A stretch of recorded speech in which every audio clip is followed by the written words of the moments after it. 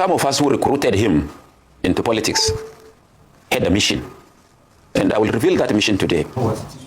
General Buhari came into politics. It wasn't his province. He never liked politicians because he believed we are fake and that we don't mean what we say. But there was an incident that made some of us to recruit him, convince him, and used other people to convince him to join politics.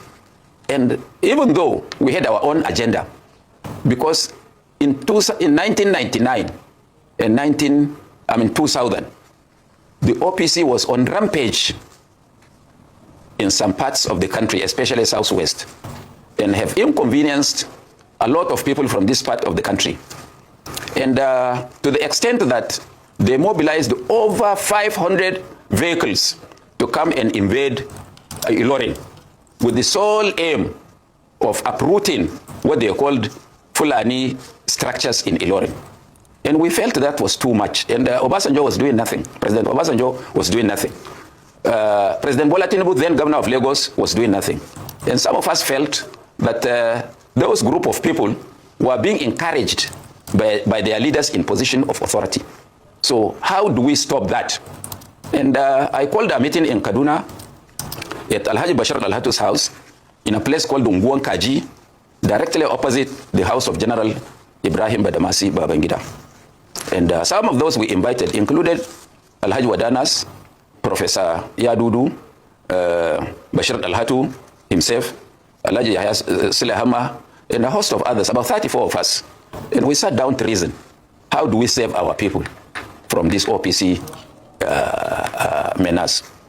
So we said, I suggested that we have to, because you remove government through only two ways, through the barrel of the gun and through the ballot box. And they said it was impossible to challenge General Obasanjo. That was how Buhari came to our mind. Ora ẹ má jẹ́ àmọ́ wí àtúnwí asán mọ́. Èmi ò tiẹ̀ mọ̀ pé bàbá Ọbásanjọ́ ó wà lára àwọn tí ń bá wí. Àṣé torí OPC àti bàbá Ọbásanjọ́ ni. Bàbá Ọbásanjọ́ náà tiẹ̀ sọ̀rọ̀ yìí lórí ọ̀rọ̀ Galadima. Ẹ jẹ́ àkọ́kọ́ gbọ́rọ̀ lẹ́nu wọn kí n tó wá sọ ọ̀rọ̀ tí mo fẹ́ sọ. Only last night I was watching Galadima, Uba Galadima, saying that the only reason why they brought Buhari, who didn't want to be the politician, was the king, Fulani and like, for the interest of Fulani. And if that is the type of Nigerian politician you have, then you will not have Nigeria. Aya, ìwọ kọ́kọ́ fẹ́ sọ̀rọ̀ náà, àbí torí mi lọ́rọ̀ tí mo fẹ́ sọ o, kí ló fẹ́ sọ Aya?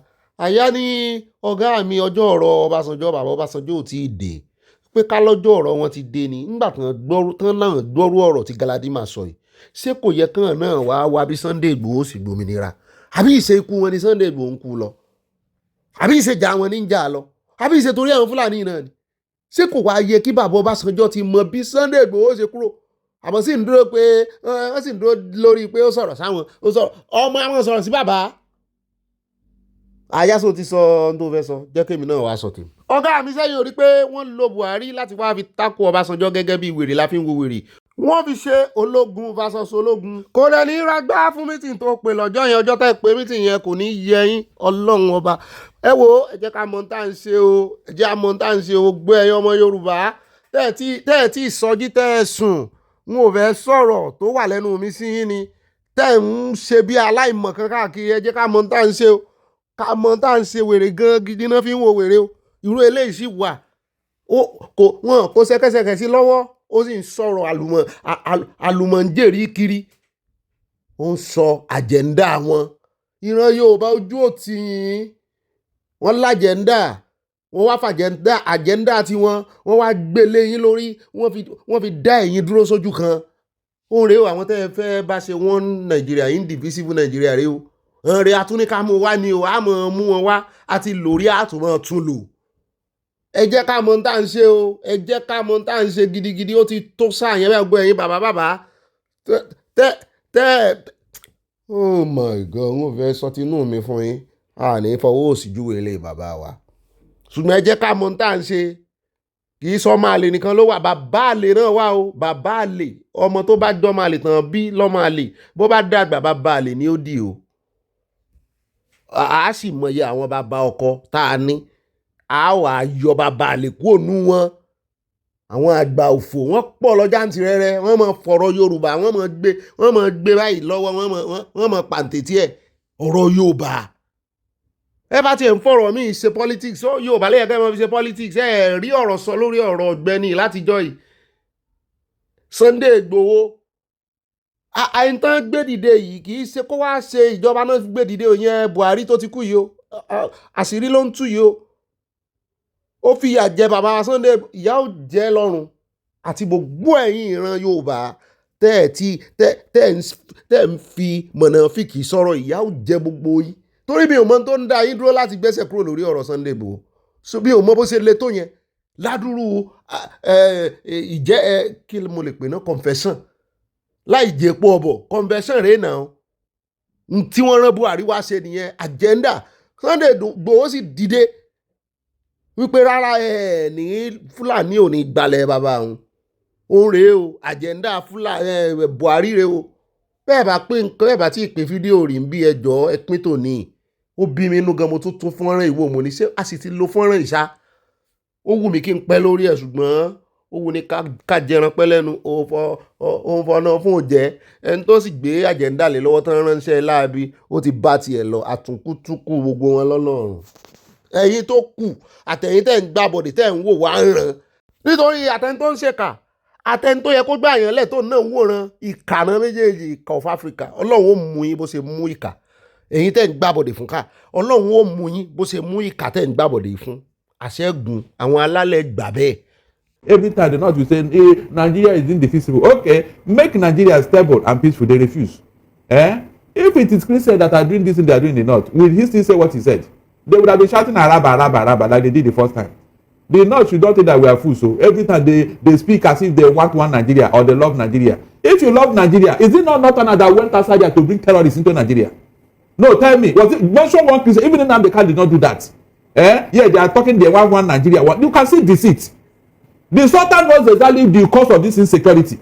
He knows where it comes from. He knows the people that profess a particular religion that are behind it. Yet they will not even interrogate it or call a meeting for it. Every time Nigeria is a lie. It's a lie. Whether they like it, if we didn't do, maybe our children will think better. That's the truth. This thing must not continue. The way these people act and behave is so annoying and so provocative. The other one, an Islamic clergy, at a sheikh at that height, came out in the open and told the whole world that God told him to kill Tinubu's wife because she's an infidel. The first lady of the Federal Republic of Nigeria. Somebody from your religion said it because of religious sentiment, and you are telling me Nigeria is Nigeria. You are talking to yourself, the Sultan. I won't agree with you because you people have used this religion to intimidate everybody since time immemorial. Everything you people do is all about religion. If it doesn't favor you, no. I remember when they want to hold this Nigeria in Abuja. This time because of religion, they took it to Calabar. Is that Christians? Did they behave like that? They don't even bother with you whenever they want to do something. They don't do it without caring. Is that not enough for people to say, look, we are leaving you people. Since you like violence, stay with your violence. We are going. Ó nìyẹn o àwọn ọmọ Ìgbò ní sọ̀rọ̀ yìí o tó ń ta Sultan tó ń ta láyà wọ́n ń takú láyà rẹ̀ wípé ó ṣe èèyàn gidi Yorùbá àríyàn kankan sọ̀rọ̀ wọ́n tún máa jókòó tí yàn pẹ́pẹ́pẹ́ ni ṣé mọ́ tiẹ̀ jókòó tí Ọọ̀ni of Ifẹ̀ wọ́n jókòó tí ra wọn láìpẹ́ kí ló dé tọ̀ ní òtá ń pẹ́pẹ́ mọ́ tiẹ̀ sọ lójú kámẹ́rà wípé Sultan sọ ara rẹ̀ àìṣẹ́gbẹ́ ṣẹ́gbẹ́ wà ní ẹ jùlọ ẹ bá lè gbèjà ara yín ẹjẹ́ abáyín gbèjà ẹjẹ́ àgbèjà yín o orí gbogbo ń tẹ̀tí ẹ̀ ń ṣẹlẹ̀ Yorùbá yìí àfọwọ́sí rárá mọ́. Mo rọ̀rọ̀ Ọọ̀ni lánàá tó ní ẹ mọ́ gbé wá sábẹ́ abẹ́ local government yìí ẹ mọ́ gbé Sultan gan ò sí lábẹ́ local government kò sí local government ò lè fọwọ́ halẹ̀ fún Sultan wọ́n tún wá gbé wọn kẹ̀gbẹ́ ara wọ́n kọ co-chairman sí tọ̀ ni wọ́n kọ chairman sí ti Sultan Ọọ̀ni ẹ̀ ìṣẹ́gbẹ́ ẹ mọ́ jókòó tì mọ́ ẹ jọ̀ọ́ ẹ ìṣẹ́gbẹ́ ẹ mọ́ jókòó tì mọ́ alára ní gbára ga ẹ jẹ́ àpò ń bẹ̀ jàre àmọ́ wo gbà táwọn Yorùbá sọ jí tán tiẹ̀ lè sọ̀rọ̀ àìlè sọ̀rọ̀ níbẹ̀rẹ̀ orí ibú ẹ jẹ́ àdé Nàìjíríà embassy Nàìjíríà jàre wọ́n ti fi kéde síta fún gbogbo àwọn ọmọ Amẹ́ríkà tó wà ní Nàìjíríà wípé ẹ ṣọ́ra yín o ìwọ́de tí Sowore fẹ́ ṣe ìfrí Nnamdi Kanu ẹ palẹ̀ ara yín mọ́ kúrò l'Àbújá o gbogbo ọ̀nà tẹ́ lè rìn síre ibi tẹ́ lè rìn síre ẹ mọ́ rìn sáwọn ibì kan o ibẹ̀ náà láti wá ń gbọ́ tí Sowore ní wọ́n mọ̀ ti gbóhùn lọ ilé ẹjọ́ tán sọ wípé àwọn agbófinró lábẹ́ ìṣèjọba ààrẹ Tinubu wọ́n ní òun ló sọ bẹ́ẹ̀ òun náà gbé òun lọ ilé ẹjọ́ wípé wọ́n lóun gbọ́dọ̀ ṣe ìwọ́de yẹn ṣùgbọ́n ilé ẹjọ́ ṣe kíni ilé ẹjọ́ decline ilé ẹjọ́ da ẹjọ́ wọn nù wípé ara ẹ̀tọ́ citizen Nàìjíríà ni láti ṣèwọ́de kíni ní lára mẹ́yìn ní kẹ́ ẹ rèé palẹ̀mọ́ kẹ́ ẹ dáàbò bò wọ́n ẹ̀yin gan lẹ́lẹ́tọ̀ọ́ láti dáàbò bò ẹ̀yin ọlọ́pàá ẹ rèé dáàbò bò àwọn ọmọ Nàìjíríà tó fẹ́ ṣèwọ́de lọ́rọ̀ bá pèsè jẹ́jẹ́ kó ń bẹ àwọn nìkan kọ́ ló lọ ilé ẹjọ́ wọ́n mú mọ̀ra àbòsí kan ẹjẹ́ àjọ wò kájọ gbé yẹ̀wò àbòsí lèmi kà sí o.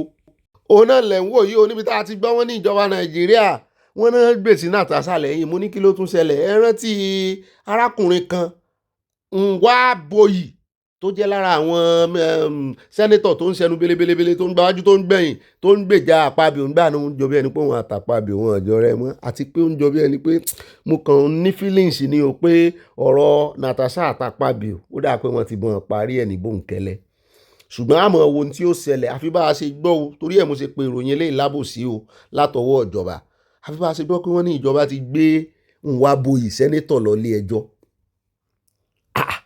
nítorí Natasha pé gbogbo ọ̀rọ̀ àlùfàǹsà tó sọ sí Natasha àwọn ò faramọ́ wípé ó lè bá ojú Natasha jẹ́ ó lè bá reputation rẹ̀ jẹ́ mo ní àbí Nàìjíríà yóò ya Natasha gan lẹ́nu tó bá rí ròyìn pé ṣé òun ràn yín iṣẹ́ àti ìrìn kúlẹ̀kúlẹ̀ rẹ̀ mo fẹ́ ká ní sùúrù àwọn kan ti gbé ṣùgbọ́n mi kò tí ì tẹ́ ń lọ́rùn tó mo ti ṣiṣẹ́ ìwádìí mi kò tí ì tẹ́ ń lọ́rùn tó ẹ jẹ́ á wo ojú ilẹ̀ títí dọ̀la tàbọ̀túnla ẹ jẹ́ á wá lọ ní ìròyìn tó ṣe mí ń kàyéfì yìí o ẹ jọ̀ọ́ o a ní láti fi eléyìí ṣàríkọ́gbọ̀n ọmọ kan ló ní lọ́sibítù kan Nàìjíríà wọ́n ṣe diagnosis fún un nọ́mbà lòun ní jẹjẹrẹ àsóhun ò ní jẹjẹrẹ òun sì ti ṣe chemotherapy ẹ̀yin náà kọ́ à mo ní abálájọ gbogbo àwọn olóṣèlú tá à ń bú wípé wọ́n lọ́sibítù gidi Nàìjíríà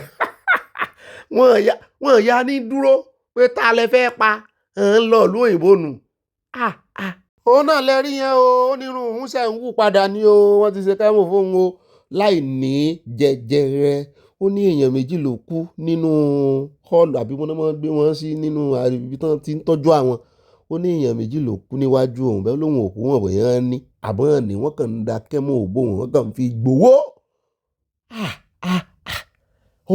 ó wà lọ hospital orí ń fọ́ lásán òun ní ìbéèrè question wọ́n mọ̀ béèrè wọn ní fẹ́ dáhùn níbi wọn ní jẹ́ òbéèrè kan tó dán lóhùn wọ́n mọ̀ ṣàlàyé fún ọ ní ṣùgbọ́n Nàìjíríà wọ́n lè lẹ́ni tó bọ́ wá gan kó mọ̀ bọ̀ wọ clinic wọ́n lè lọ́ọ́ dá dúró èèyàn bímọ gan wọ́n ń fòun àtọmọ nìkan lẹ̀ lẹ́yìn tí ò mọ̀ bóyá wọ́n ti fún un lóògùn oorun tó ti sùn lọ ó bímọ tán wọ́n pèsè pàṣípààrọ̀ ọmọ ó mọ̀ abájọ tán ṣe ní life expectancy Nàìjíríà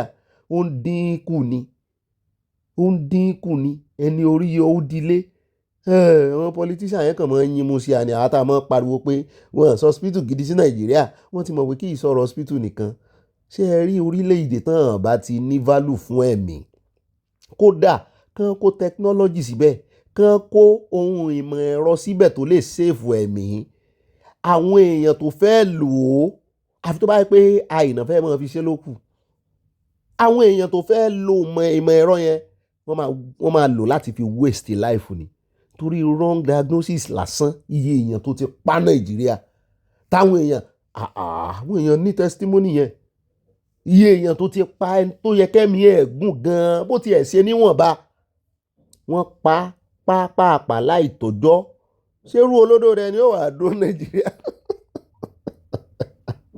ó fẹ́ gé ìkànnà lásán gan-an ó ń bọ̀ ní UK wà gé ìkànnà nù mo ṣe ni o abẹ́rẹ́ mínísítà fún finance tó yá sáré tètè wọ́n yá sọ fún wọn mọ̀mọ́ para rẹ̀ sí Nàìjíríà ó fẹ́ púrùfù pé Nàìjíríà dá Nàìjíríà mọ̀mọ́ para rẹ̀ wọ́n jẹ́ wọn bọ̀ ń lo èbò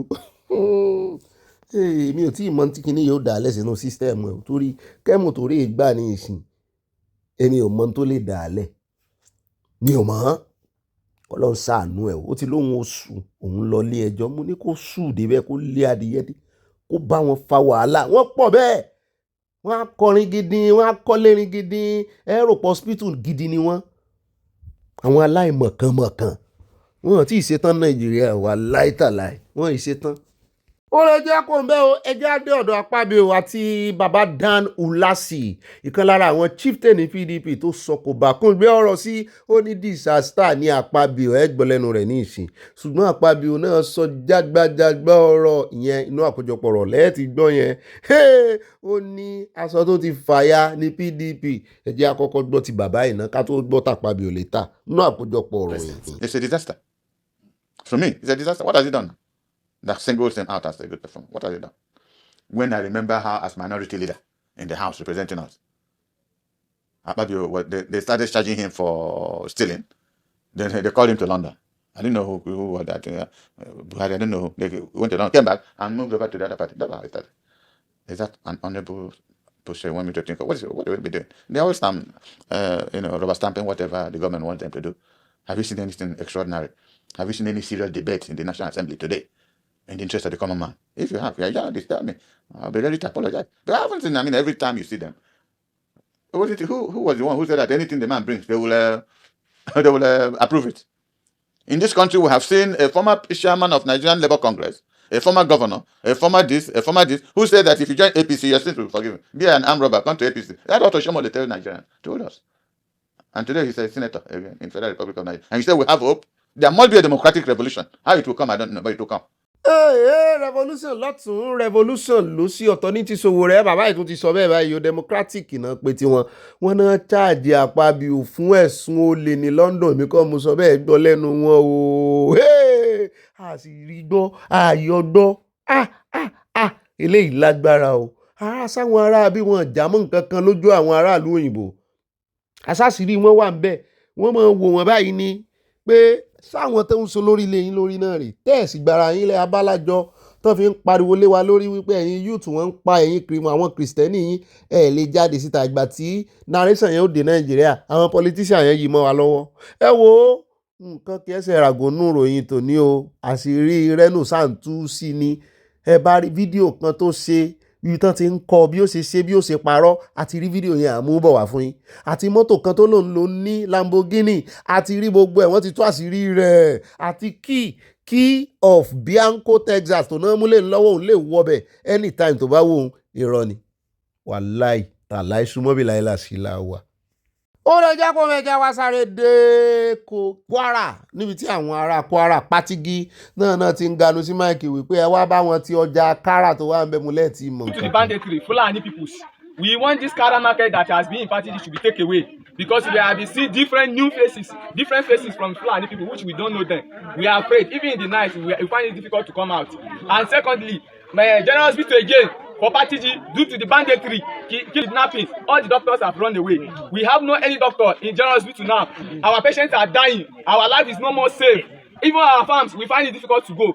Even those investments that we have in farms, they are getting spoiled because we are afraid to go there. Please, we need help from the government, from the traditional rulers, chairmen, assemblies, governors. Please, you people should come to our aid. We are there. If anybody says that Kwara State or Patigi is safe, it is a lie. We are not safe. We have been killed day and night. Please, Governor Abraham Abrazak, come to our aid. We need your support. Senator Sadiq, you that go to the chamber and said Kwara North is safe. No, it is not safe. We are dying. Ẹgbẹ́ ọ̀tá ló ń pa wọ́n gangan náà. Ṣé àwọn banditry ló ń pa wọ́n ni? Mo ń bọ̀ o. Mo mọ̀ tún wọn tí mò ń sọ o sàn banditry agbésùnmọ̀yàn Fúlàní ló ń pa wọ́n àbáwọn sẹ́nétọ̀ wọn àwọn olórí ìlú wọn tán gbẹ́nu rọ̀ èyí tí ò wá gbẹ́nu rọ̀ wọ́n ní ìkànnù wọn tó jẹ́ sẹ́nétọ̀ tún gba assembly ló gba senate lọ ó ní wọ́n safe ẹ jọ̀ọ́ ta ló ń pa wọ́n gangan náà méjèèjì yẹn. Lọ́dọ̀ tèmi àwọn olórí ló ń pa wọ́n àwọn olórí tó yẹ kó gbèjà wọn tán wò wọ́n ràn tán tún wá ń sọ wípé it is safe wọ́n lè sọ lórí ọ̀rọ̀ ti kìrìsìtẹ́nì náà rèé o pé wọ́n pa kìrìsìtẹ́nì kò sí genocide Nàìjíríà ìṣègàjù ó dẹ̀ jẹ́ àdọ́dọ̀ arákùnrin èé wọ́n ní ó ń ṣe àwọn bíi Uber wọ́n ní wọ́n wá fẹ̀sùn kàn án wọ́n ti ń gbé fọ́nrán rẹ̀ káàkiri wípé wọ́n ń pláànù láti ja àwọn pásẹ́ńjà lólè ṣùgbọ́n ó ní kò ń ṣàlàyé tòun náà. Actually what happened, I picked them on ride from Surulere, Bode Thomas, going to Mafoluko. And along the line, while we were on the express on the Ikorodu Road, I noticed that all the lights went off. But because I was on speed, the car was still moving. I managed to move away from express to service lane. and I saw a light, this street light. That was where I parked, and I saw one malam by the gate. I pleaded with the man that, please, this car is fault, I want to fix it. The malam was there. While I was fixing it, I jumped down. They said they want to come down, they want to come down, they want to come down. I opened the door for them. And after that, I make a call across to my rewire because I picked the car up on Friday night and I brought it to, and I don't use it to work. So I called the rewire. What could be the problem for this issue when it happened? He said I should go to a certain place. There is wire that comes from the fuse onto the wire, onto the battery. That if that wire cut, then that means it's the problem. And I saw the wire out of 3, 1 cut. And I quickly joined. As I was joining it, that was how these 2 area boys escaped. As they were dragging, hey, you saw me in a problem, you did not even address me, you did not even assist me, you are asking for money. What kind of people are you? We are speaking the same language and you have this. That was another person joined them, making 3. So immediately I joined the wire, the light, inner light came up, and I entered the car and I started the car worked. I said, guys, enter. That was how our friend entered. But she did not enter. This guy now came to me, hey, Obasanjo, how much am I going to give you? He said 20,000. I said, 20,000.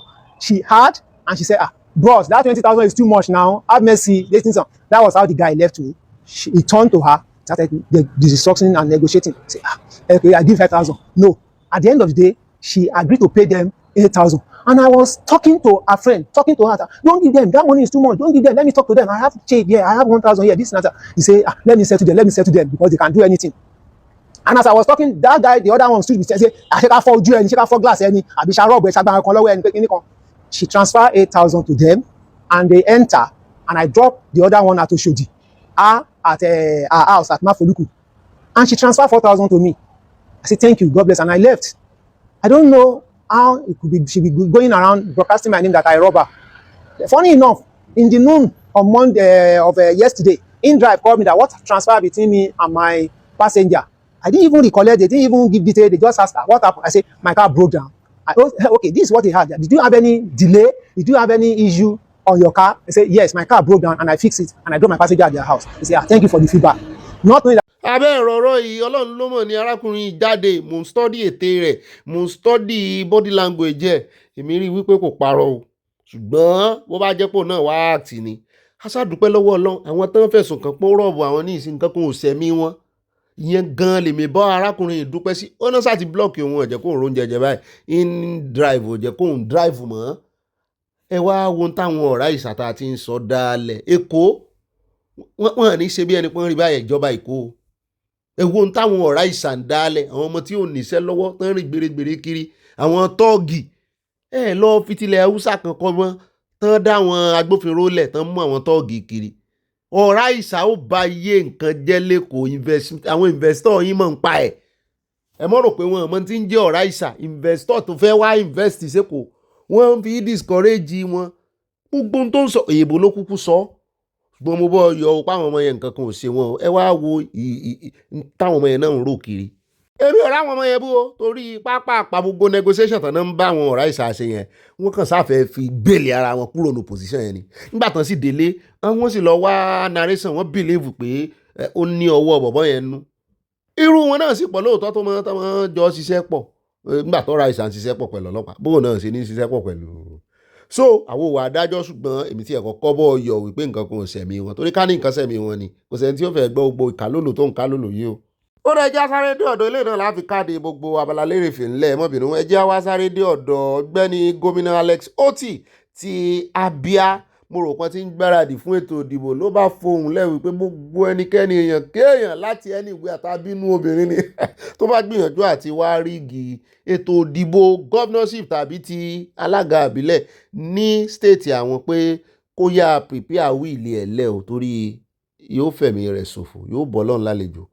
Àwọn ò ní gbà kéèyàn kankan jí ìbò àwọn.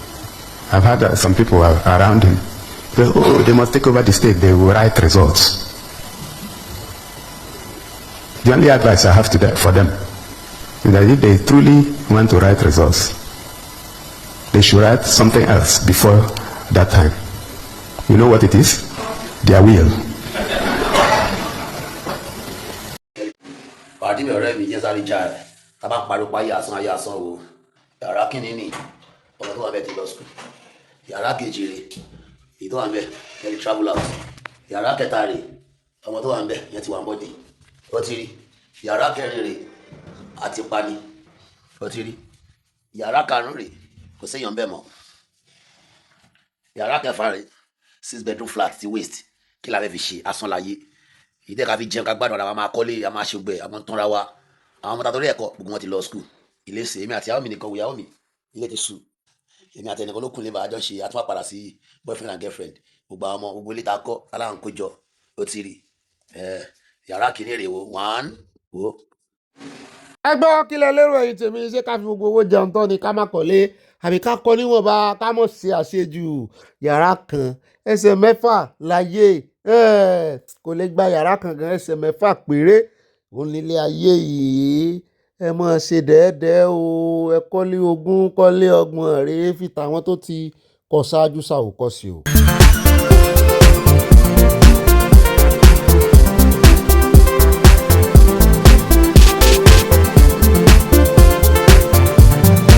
ó yá ìròyìn Ọ̀gbẹ́ni Bobby o a sì máa dùn mọ́ níbi ẹni jésù àtẹ̀yìn àbísọ àtẹ̀pó ògèrè epo ìròyìn Ọ̀gbẹ́ni Bobby o a sì máa dùn bí ẹni láyìn ìròyìn ìdílé aláyọ̀ o dùn bí ẹni jésù àtẹ̀yìn ìròyìn ìdílé aláyọ̀ yìí ó dùn bí ẹni láyìn.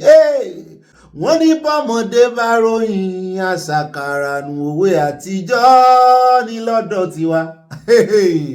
Wọ́n ní bọ́mọdé bá ròyìn àṣàkàrà nù òwe àtijọ́ ní lọ́dọ̀ tiwa. Wọ́n ní bọ́mọdé bá ròyìn àṣàkàrà nù òwe àtijọ́ ní lọ́dọ̀ tiwa. Torí bọ́mọdé bá ròyìn lọ́wọ́ yìí àfàkàrà sínú òyìn ni ajẹ́ méjèèjì. Bọ́mọdé tí wá bá ròyìn lọ́wọ́ yìí àwa máa fàkàrà sínú òyìn ni a ní sàkàrà nù. Bọ́mọdé wa bá ròyìn á fàkàrà sínú òyìn àjẹpọ̀. Wọ́n ní tó bá jẹ́ ti ká pèdè o kàkàròyìn kó dùn bí ẹni láyìn tó bá jẹ́ ti ká pèdè àwa ni àwa náà kọ́ Ọlọ́run ni.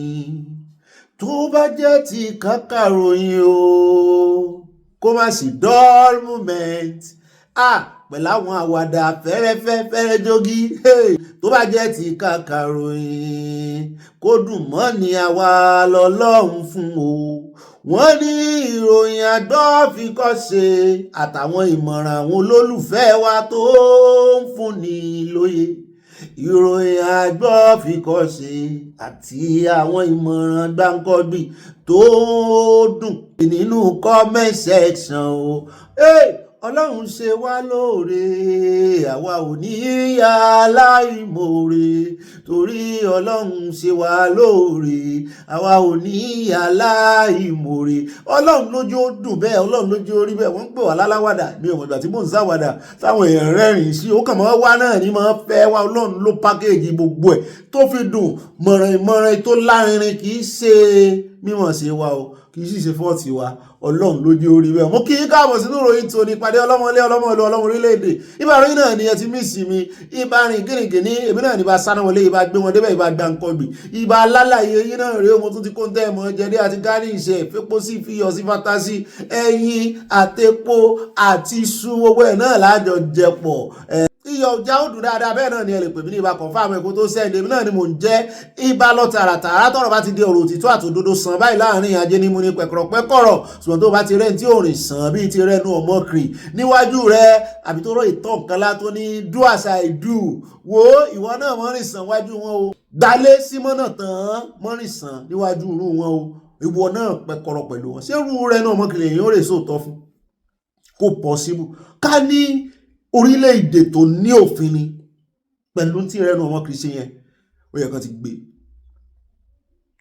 àmúròyìn rẹ̀ bọ̀ lónìí o níbi tó ní mọ́tò kan tó sò lọ́jọ́ sí Lamborghini mọ́tò ńlá báyìí ni olówó iyebíye tó drive olóhùn ló ní àti rí fọ́nrán rẹ̀ àmúbọ̀ fún yín fat ó ń ṣe mí kàyéfì wípé irú èèyàn wo rè sàn fi rọ́bì ni mo ti pẹ́ fíìmù kan ni mo wò kí ṣe fíìmù concept kan lèmi àti wọ̀dà mi kan jọ mọ́ sọ̀rọ̀ lé lórí pé kí náà ti ẹ̀ pè náà irọ́ la bí ẹni a máa mú irọ́ lẹ̀ akànrò concept yẹn gbà yẹn náà ni pé èèyàn lè develop into film making àṣẹ reality ẹ̀ wá irọ́ la bí irọ́ ló kún gbogbo orí rẹ̀ ètè rẹ̀ ń gbọ̀n báyìí ni ọ̀gbẹ́ni yẹn ó lóun ò bá parọ́ o ó lóun mayor former mayor ni ó lówó lọ́wọ́ ó lóun mọ̀ ń wo ràn ní orí ìmọ̀ tí ìgbéra mi délẹ̀ à ń bọ̀ bẹ́ẹ̀ á fún yín náà àkójọpọ̀ ìròyìn ẹjá fi hùn ṣe alákọ̀ọ́kọ́ náà kò rí ìròyìn ó dà èmi náà ń pè ní ibà kéde fún Yorùbá Nation káfàtà wọlé tẹ́ bá pàdé inú abala lérèfé ó ti dàbí sẹ́yìn tẹ́gún fi sọ ayọjú lójú fèrèsé ní ẹjá mọ́ wọlé nǹkan kejì ẹjá fi tirẹ̀ náà mọ́kiri sàlákọ̀ọ́kọ́ gbòòrò tó pa àtẹlẹ́yìn tó pa mọ́nà tàṣà tí owó àwọn èèyàn ti bìlíìfù ẹ̀ wípé òótọ́ ni tó lóun travel tí Natasha ní òun rí ojú ìṣẹ́ nínú pàtí tó sì lóun travel bóyá ṣe ló lọ sí àyídáyídá tíkẹ́ẹ̀tì Natasha sì ṣàlàyé fún àgbà náà bó ṣe mọ́ ṣe kìíní yẹn ó ní kó mú nǹkan kan jáde kó fi lórí pálí rẹ̀ gangan ó lè ṣe photoshop picture láyé AI yóò gbé jáde tẹ́ abẹ́nu jẹ́mẹ́ta ìkan náà mú àwọn kan tí wọ́n ń dárúkọ Sam tí wọ́n ní arákùnrin kan dálẹ̀ ìròyìn tó ní dùn o arákùnrin tí wọ́n fún ní presidential pardon tó sọ wípé ajínigbé ni tó jí sáànù kan gbé amúfífọ́nrán ẹ̀wà fún yín jẹta sáànù yẹn náà wọ́n tún lọ lo kíní NIN yẹn ní UK àwọn UK tí ń wọ́ọ̀dì ẹ̀ ní ìsìn wọ́n ti ń lo NIN ní gbàrọ̀ gudu ẹ ṣọ́ra pẹ̀lú NIN yìí o ìyẹn ò sí inú ìròyìn tòní o lórí ọ̀rọ̀ ọmọ kiri à ń bọ̀ mbẹ́ bọ́lá tí wọ́n kó mẹ́ta ń lọ déédéé bí wọ́n ti rí orúkọ àkọọ́lẹ̀ gbogbo àwọn tó ń kọ gbogbo àwọn kọmití tó sọ wípé bàbá Fágbèmí ló hẹ́ẹ̀dì wọ́n ti yóò ń padà nísìnyí o wọ́n ní ààrẹ máa ṣe review gbogbo àwọn orúkọ yẹn wọ́n ló ṣeé ṣe àwọn máa drop nú ẹ o àwọn táwọn máa dá padà sẹ́wọ̀n mọ́ ló ariwo àwọn ọmọ Nàìjíríà àyánísàriwo ọmọ Nàìjíríà ní àbí olódòdó bínú sí wọn mú lára ariwo yẹn náà ní bóyá olódòdó ò mọ bọ́ ṣe process yẹn torúkọ yẹn jáde wọ́n sàti ní wọ́n á fagilé àwọn orúkọ kan wọ́n á dá wọn padà o wọ́n nítorí àwọn fẹ́ decongest prison ni mo ní ẹ fẹ́ decongest prison ìgbà tá a mọ̀ tán mọ́ fún àwọn èèyàn ní pardon tí president mọ́ fáwọn èèyàn pardon ní ìgbà kan bá ń ṣe bóyá national occasion bóyá ọjọ́ on the 1st tó ń ṣe àjọyọ̀ òmìnira ìjọ tí wọ́n máa ń ṣe láyé àtijọ́ náà tí inú ọba bá dùn pé bóyá wo ọjọ́ yẹn tó ń ṣe ayẹyẹ tínú ààrẹ dùn wọ́n lè pardon àwọn kan ó sì nírú pardon kì í ṣe àwọn apààyàn abẹ́lé nǹkan yẹn capital àwọn pardon tó jẹ́ wípé bóyá nìyẹn bóyá àjàǹgbara fẹ́ tọmọnìyàn ni tó sì mú sí àhámọ́ wọ́n lè pardon rú wọn kì í ṣerú àwọn apààyàn wọ́n sá ti sọ wọ́n láwọn ò dínkù wọ́n láwọn ò dá wọn kan padà decongestion ni ẹ fẹ́ decongest ẹni tó pààyàn tẹ́ ẹ dájọ́ ọkùn fún tẹ́ ẹ bá fẹ́ decongest prison kì í ṣe kó yẹ kẹ́ ẹ tún dá padà síta yóò tún pẹ́ lòmíì ṣé kò ní má rí ẹlòmíì ni ẹ decongest ẹ síbi tán rán sí ojúmọ́ náà lọ ó dá àwọn bẹ́ẹ̀ á sọ púpọ̀ lọ́rọ̀ á tún wá dé ọ̀dọ̀ ẹran tí sẹ́nétọ̀ Kálù àná Ọ́jì tó sọ nílé ìgbìmọ̀ asòfin tó ní àwọn pilot Nàìjíríà mú gbó pé àwọn NCCA àwọn regulators tó ń fa àwọn èèyàn jẹ ambassador káàkiri ó ní wọn rojú ráàyè standard mọ́ protocol bó yẹ kán máa ṣe on spot examination fún wọn pé tó ń bá súnmọ́ pilot mi báyìí yóò máa rún bọ̀nàbọ̀nà ní òun ó sì rí pé òun mú gbó pé òun ti lé mi padà sí lérí ó sọ pé àwọn NCA ò ṣiṣẹ́ wọn dáadáa àwọn NCA ti dá lóhùn èsì tán wá fún àjọ̀gbọ́n lónìí náà ni kò ní dọ́là bàbá tí wàá kó ń bẹ̀ tán á ń lọ tààràtààrà sí Ìlọrin ní Kwara níbi tá a ti gbọ́ wọn ní arábìnrin kan Múlíkátù wọn ló ṣàdédé ló kàn ṣubú tó sì dákú lọ dánrin kí ló ṣe ilé ẹjọ́ ni o wọn lọ́kọ rẹ̀ ló ń jáwèé fún un lẹ́yìn ọmọ mẹ́fà ló bá fi gbé ta wọ́n ṣàdúdúdù sọ́wárìdù wọn rọ́bìlé lórí à ń bọ̀ ń bẹ́ o nínú ẹkọ́nọ́mì èmi ló kàn àwọn ọkùnrin ti fẹ́ sá lọ tán lé ọ̀pọ̀lọpọ̀ ọkùnrin náà ni wọ́n súnlé mọ́ èyí tó súnlé wọn lára ń kàn èyí tára ò kàn wọ́n ló ti da bùkátà sórí obìnrin òun gangan ló ń ṣe bí ìyàwó báyìí ìyàwó ló ń ṣe bí ọkọ wọ́n ní ẹkọ́nọ́mì èmi ló kàn ń da lérú mo ní kí ló dé tẹ̀ ń wá wàwí sí ọrùn ẹkọ́nọ́mì èmi ló kàn ṣé ẹkọ́nọ́mì èmi ló kàn ló wá ń da ilé yín rú ni wọ́n ní kí n wá lọ owó tó ń ṣẹlẹ̀ láwọn abẹ́ òrùlé Nàìjíríà pé ọkọ ò gbọ́ táyà aya ò gbọ́ ìyàwó ò tiẹ̀ gbọ́rọ̀ sọ́kọ lẹ́nu mọ́ nítorí kò sí breadwinner àwọn ọmọ breadwinner láàrin ara wọn mọ́ tó ṣokùnfà ọ̀rọ̀ ìyà ń bọ̀ ń bẹ̀ àjọ fojú sunùkùn wò bàbá kò ń bẹ̀ tán á tara ṣàṣà á dé Rivers gbogbo tí ibas tí ààrẹ Tinubu yàn síbẹ̀ ọ̀gágun tán ní kó mójútó gbogbo emergency rule lẹ́yìn ìgbà tó kó ń bẹ gbogbo tó fọwọ́ ara rẹ̀ tó fi kó jọ Fubara ti ń bá fọ́n ká ó ti ń dàwó lulẹ̀ ó ti ń dàrú lára rẹ̀ ní secretariat kan tó fi lélẹ̀ ìpínlẹ̀ secretariat tí ibas fi lélẹ̀ wọ́n ti dàwó wípé rárá wọ́n ní àwọn yọwọ́ kílà ń kò láwò wọ́n ní 134 billion naira tó buwọ́lù wọ́n ní wọ́n ti fagilé à ń bọ̀ ń bẹ̀ lónìí náà ní kò ní dọ́là bàbá tí wọ́n kò ń bẹ̀ tán à ń lọ tààràtààrà sínú ìròyìn tí wọ́n mọ̀ tẹ̀lé jáde ọ̀dọ̀ Wike tún ti jáde o Wike ló ń rìn látànà báyìí o ó sọ̀rọ̀ kan lánàá ó tún ti wá sọ mí báyìí sí Peter ó ní Peter Obi is a social media president mo ní àti ẹ̀gbọ́n yìí lè tó wá sọ tó dùn àwọn olólùfẹ́ Peter Obi ju àwọn obìnrin tán ti ń fún gbàgbòs látànà ó ní nígbà tí Peter Obi wà ní gómìnà l'Anambra ó ní kí ló ṣe ó ló wá ṣẹnu gbọ̀ngbọ̀n ó jáde ó ló ní kò sí project táwọn ń ṣe ó ń tẹnu àbùkù lu àwọn skúlù àwọn l'Àbújá ó wá lóun ṣe bá dé kiri ó ń káàkiri gbogbo IDP pé kó ṣe IDP jù bẹ́ẹ̀ kó lọ ṣe bá díẹ̀ kó kúrò láì IDP kó gbọ̀run lọ pé kò lè di ààrẹ orílẹ̀-èdè Nàìjíríà o níbi tó ń wà láàyè òun o pé kò lè di o pé bó ṣe wà yẹn gan òun tún fẹ̀sùn kàn án nígbà tó ṣe ìjọba wípé ó kówó ìjọba sí báǹkì rẹ̀ báǹkì tó níṣẹ́ àṣì mo ní sọ wá ń fẹjọ́ ẹ̀hún fẹ̀sùn kàn pé ó kówó sákàǹtì owó ìjọba ó ní ní gbogbo ẹ̀ ló góòsì ó ní tó lè mú kówó lọ sí báǹkì tí ì ṣe báǹkì ìjọba mo ní ṣé bí wọ́n ṣí àkáǹtì ìjọba sí báǹkì yẹn ní bó ti ẹ̀jọ̀ pé òun náà ní stake ń bẹ̀ ó sá kíìpù ẹ̀ síbẹ̀ ni kò ná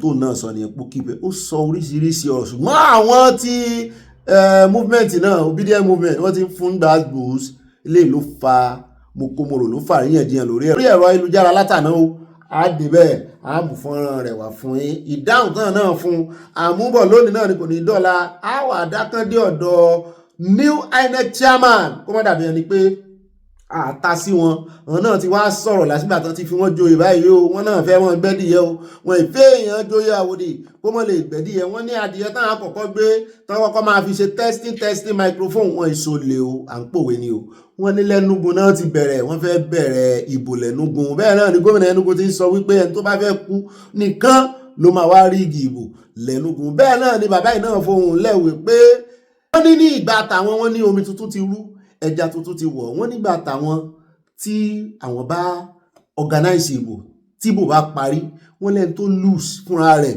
ni ó náwó sí ẹni tí ó win wípé òun kí ọkọ oríire òun gbà nítorí àwọn máa ṣe débi kó máa clear gbogbo nǹkan ó lọ létòlétò kò ní sí jàgídíjàgan kò ní sí gbogbo àwọn ọmọ tọ́ọ̀gì táwọn olóṣèlú máa ń lò yẹn wọ́n láwọn ò ní gbà ibẹ̀ ni Senator Dixon ti ní ó wọ̀n lábẹ́ ẹ̀gò ṣé ìṣẹ̀yìn náà ní ẹwà lára àwọn legal team ààrẹ olódòdẹ nígbà tí wọ́n fi wọlé 2023 ṣé ìṣe wípé wọ́n ń fi oyè INEC wọ́n fi ń dúpẹ́ lọ́wọ́ yín ni rárá o òun ò sí àmú owó ẹ̀wọ̀ lónìí náà ni òní dọ́là bàbá ti wá kó ń bẹ̀ tán àádà kan yà ní Ísírẹ́lì eléyìí kọni lóminú o lẹ́yìn ìgbà tí ààrẹ Amẹ́ríkà Trump iye kan Trump dà bọ̀dà rẹ́mìrẹ́mì ẹ̀bọ́ bí o lẹ́yìn ìgbà tí ààrẹ yín tínú rẹ̀ ti ń dùn pé yes òun ló mú ìbáṣepọ̀ ìsọdọ̀tún padà sáàrin Israel àti Palestine lórí ọ̀rọ̀ Gaza pé kò sógun mọ́ kò sọ̀tẹ̀ mọ́ àlàáfíà ti padà jọba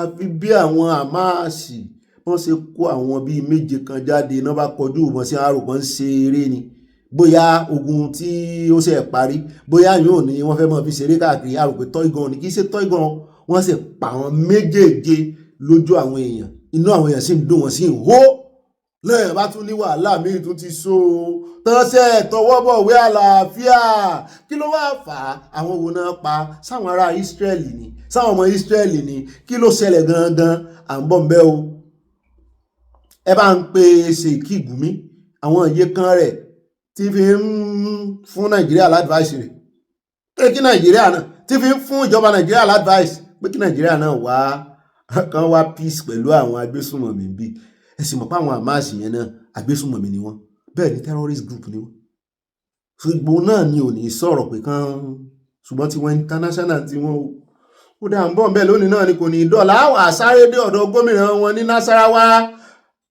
amúròyìn kan wá fún yín lánàá tí wọ́n sọ pé àwọn ẹgbẹ́ agbésùnmọ̀mí tuntun wọ́n ti bẹ̀rẹ̀ iṣẹ́ gómìnà yẹn ti wá kọ̀ǹfàmù ẹ̀fọn àbáyé fọ́nrán rẹ̀ wà àmú fọ́nrán rẹ̀ bọ̀ ibi tó ti ń sọ̀rọ̀ tó ti ń ṣìpẹ̀ fún ìjọba tó sì ń pe àwọn ọmọ iléeṣẹ́ ológun làwọn ọmọ iléeṣẹ́ ológun náà ti dá lóhùn wípé tó o bá pe àwọn lẹ́ẹ̀kan àwọn ó dáhùn lẹ́ẹ̀mejì wípé ẹ mọ́ ṣèyọnu gbogbo àwọn ilé ìtẹ́ ní wọ́n tún ṣe ẹ̀ka Boko Haram náà ni pé àwọn ò ní fókọ̀sì lórí àwọn ibi tó ti ń bọ̀ yẹn ṣé àwọn pé tí igi bá wù tó bá lẹ́ka wàhálà ní kéèyàn ṣe máa gé ẹ̀ka ẹ̀ pé àwọn ò wú igi yẹn tí gbòǹgbò ni pé bọ́n bá sì ti wú igi tí gbòǹgbò ni ẹ̀ka bá kú fúnra rẹ̀ láì tiẹ̀ fọwọ́ kàn láyà bá wojú mi nú gò ní ọ̀gá mi dey play ló kọ wọn látijọ́ ìwọ̀n àti ìrí gbòǹgbò wò àwọn ilẹ̀ gba igi ló fi ń pẹ̀ka káàkiri ó ní igi kan ti ẹ̀rì tó jẹ́ wípé inú ilẹ̀ ni wọ́n gbé ẹ̀ka ti ẹ̀gbà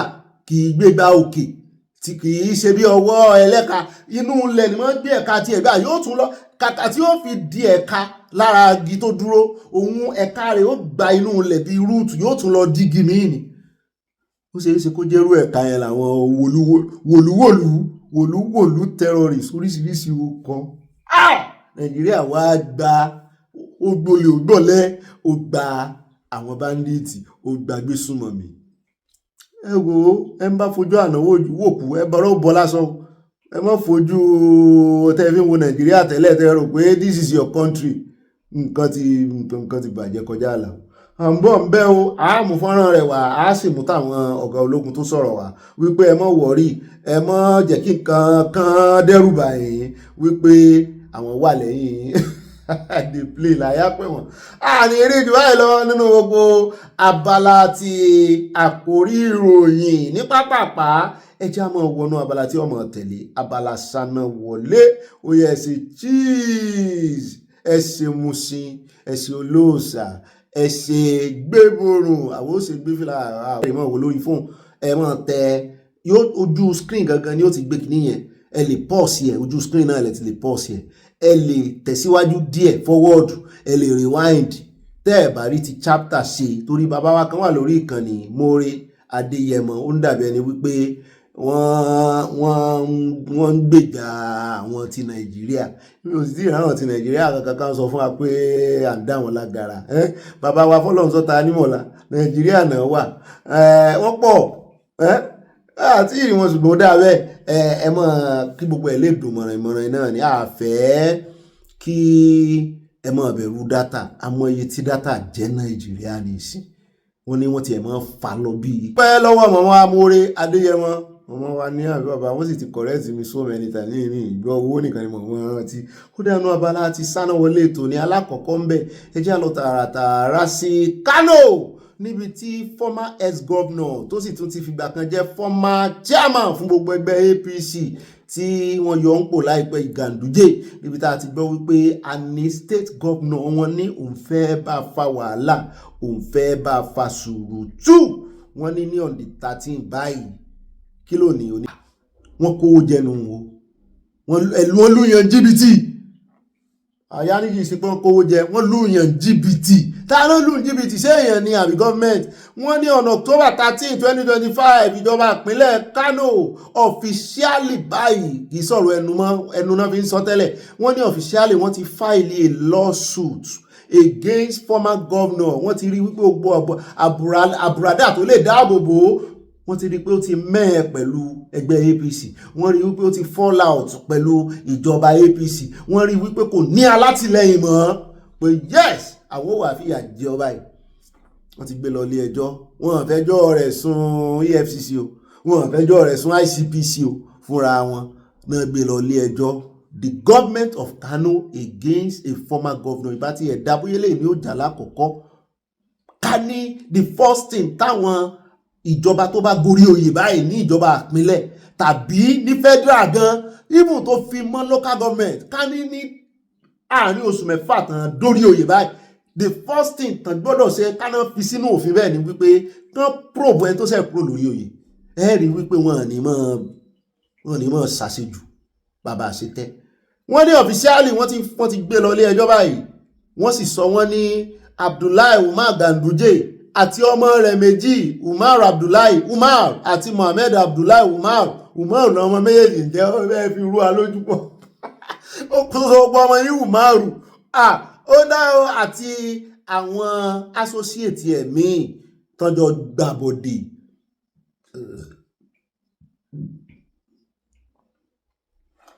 tọ́jọ́ ṣàgbọ́dẹ̀gbà 4.49 billion fraud tied to the Dala Inland Dry Port Limited project. Wọ́n ní they are accused of misappropriation of public funds àwọ̀ ìjọba ni and illegal transfer of the state 20% equity stake in the Dala Inland Dry Port. Wọ́n tún yọ 20% inú. Other defendants include in the case Abubakar Sabo Baruwo, former special adviser.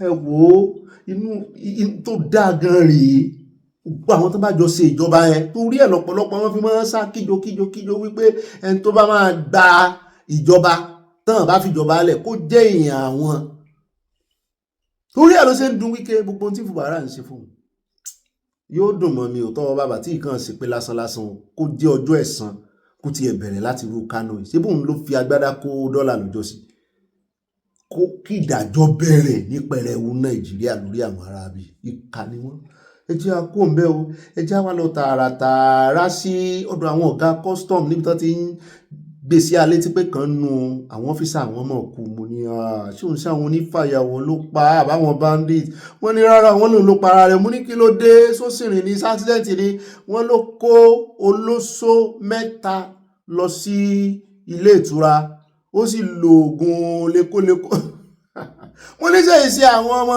síbẹ̀bẹ̀ sílẹ̀kẹ̀ àwọn ọmọ tó jẹ́ wípé wọ́n ní àṣàdù wọ́n ti tọ́ nǹkan lá what I do what I say you do wọ́n ló ń jọ bẹ́ẹ̀ o wọ́n ní autopsy wo lẹ tún wá lẹ́yìn tẹ́ ti rí pé ń tó wọ ọmọ jẹ ló rán ọmọ lọ sọ́run alákejì custom officer tí wọ́n ló parẹ́ máyé fúnra rẹ̀ ló jẹ́ ohun tó wù ló sì rán lọ sọ́run wọ́n ní obìnrin 3 ọ̀tọ̀ọ̀tọ̀ ló gbé sùn mọ́jú nígbà tó máa fi dàárọ̀ bí aago 8 òwúrọ̀ wọ́n ní òkú rẹ̀ ti wú gelete báyìí nínú yàrá wọ́n kànlẹ̀kùn rẹ̀ wọ́n sí náà tó ní hòtẹ́ẹ̀lì bá ké gbàjarè pé ẹ má jẹ́ kọ́rọ̀ ìdàbí ti Adédoyin o kọ́mọ́lá hàn pààyàn ó yá pápápá ẹ fi tó àwọn agbófinró létí ẹ fi tó àwọn mọ̀ pé kọ́sítọ́ọ̀mù aṣọ kọ́sítọ́ọ̀mù ló wọ̀ wá ẹ fi tó kọ̀máǹdì wọn létí náà bá pé gbogbo wọn jọ o náà bá wo fídíò CCTV wọn náà bá rí pé àwọn obìnrin ni àwọn díẹ̀ nú àwọn ọ̀rẹ́ rẹ̀ tán jọ ń ṣiṣẹ́ wọn ni àwọn mú àwọn obìnrin mọ̀nà àwọn ọmọ ibi táwọn wà sí wọ́n sáwọ àwọn wọ́n rí méjì nù wọ́n ti ẹ̀ní méjì gangan ló kọ́kọ́ gbé sùnmọ̀jú ìdájí lẹ́lẹ́kẹta wá join mo ní méjì ò tẹ́ lọ́rùn ó ti sú àwọn yẹn wá bá invite ẹlòmíì àbí bó ló ṣe jẹ́ wọ́n sáà ni wọ́n ti mú mẹ́tẹ̀ẹ̀ta o wọ́n á ní kí wọ́n lè wá tó sì fún gbàtà ẹ̀sìn tó wọnú yàrá rẹ̀ ẹ bá nǹkan kan tó jogun olóró tí sniff ń bẹ̀ ní tó fi gbéra nu dúdú fire go ó ti para rẹ̀ ó ti fire dọ́rùn tó wọ ọmọ ẹ̀jẹ̀ ní pọmọ ikún jọ̀gẹ̀dẹ̀ ikún rẹ́dì ikún òsà ìmọ̀ pé ní tí ó pa wọn lòun rẹ́dì sí ṣé ẹ ti gbogbo ẹ̀yin olówó nàbì lọ́kùnrin kì í sóbìnrin kan ní máa ń ṣòwò nàbì o lọ́rọ̀ kan agbẹnusọ kọ̀máǹdì wọn ní Katsina torí Katsina ló ti ṣẹlẹ̀ tí wàá sọ wípé kò kù sọ́fíìsì o torí ní ìsìn làwọn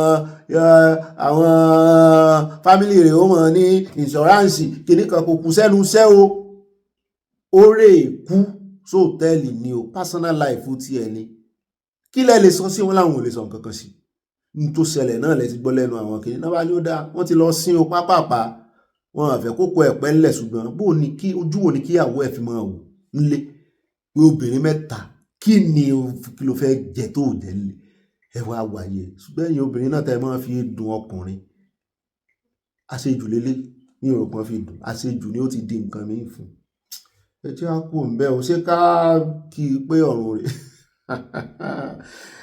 ìwà tó ń gbọ́ mi náà ọlọ́mọ nọ́mbà alẹ́ rẹ o àtọkùnrin àtobìnrin dẹ́ẹ̀dẹ́ mẹ́dà ọ̀ ẹ já lọ tààràtààrà sínú ìròyìn tí ó mọ̀ tẹ̀lé iṣẹ́ láìpé orin tá a fi wọlé lónìí bàbá kan ló compose ẹ̀ fún mi wípé àṣeṣe ní rekete mo ní ó tiẹ̀ ti tá àkó tá a ṣe orin fún ìròyìn ní ìsìn bóyá ànímọ́ kọ orin àwọn bàbá wa mọ́ kákú wọn fi orin tiwa àbí yóò ti bọ́rin orin kan láwọn gbọ́ gbogbo ìgbà bá ti ń ṣe orin lórí ìkànnì a jẹ́ pé ànímọ́ kọ àwọn orin legend wa mọ́nu o ṣùgbọ́n orin ẹ̀ dùn mọ́ ni àmọ́ yọlù náà ni àmọ́ kọrin legend àmọ́ yọlù ó ti tá àkó ká ṣe orin.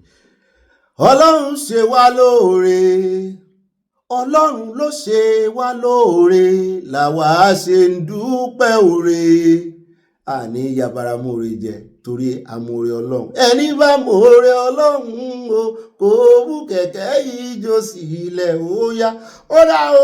ẹjọ́ sáré fi fọ́nrán ibi tí ẹnjìníà Ṣèyí Mákindé gómìnà ìpínlẹ̀ Ọ̀yọ́ tán ti ṣe pẹ̀kínpẹ̀kí pẹ̀lú Minister of Works Umahi. Ẹ mọ̀ kan sọ̀rọ̀ síra wọn láìpẹ́ yìí nígbàtí kíní ló kọ́ sọ̀rọ̀ sí Rufai Oseni ló kọ́ sọ̀rọ̀ sí Umahi fún wa ní price per kìlómítà tẹ́ ń ṣe Lagos Coastal Road tó dìjà tí bọ̀dà Ṣèyí Mákindé náà gbẹ́nu sí wípé ṣé bẹ́ẹ̀ ẹnjìníà ní opera rẹ ní professor of practice ó wà á lè fún wọn tó ń gbọ́n kiri bí ewé ojú omi tó náà ní kó ọ̀rọ̀ rẹ jẹ́ o mọ́bù mi o ẹgbẹ́ àwọn aráàbí wọn ìbára wọn jà wọn náà bá ń tẹ̀ sí káwọn èèyàn wá mọ̀ wò lé wọn ìbára wọn jà wọn mọ bó ṣe ń pàdé o wọn mọ bó ṣe ń pàdé o wọn mọ bó ṣe ń rẹ́rìn-ín kò sọ́tà láàrin wọn bójúbójú náà ń ṣe fún yín olóró ń bọ̀ ẹ rántí báwọn bàbá wa onífújì ṣe mọ́ ṣe ń gbà náà tí Àyìndé ò mọ̀ bọ́ Àyìnlá wọ́n fi owó àpò wa náà fi gbà kò sí nǹkan kan kò sí jà láàrin wọn bí jà bá sì wà wọn parí ẹ̀ wọn tó ti pàdé ara wọn wọ́n fi wá ta bẹ́ẹ̀ gbọ́ tí King of Fuji bàbá wa tán sọ fún Pasuma lọ́jọ́ sí ọ̀rẹ́ wọn wípé Pasuma a sì jàjàjà títí a sì ń réèkì owó wọlé àwọn mákẹ́tà yìí sì ń fi wá pawó ọ̀pọ̀lọpọ̀ rẹ̀ gan mákẹ́tà ni wọ́n fi wọ́n pawó táwọn ọmọ jà táwọn tí wọ́n síra wọn lóòótọ́ wọn jọjà ṣùgbọ́n tán bá pàdé lẹ́sẹ̀ ògbèjì wọ́n máa ń rẹ́rìn wọ́n máa ń ṣàwàdà aráàlú ní sanwó eégún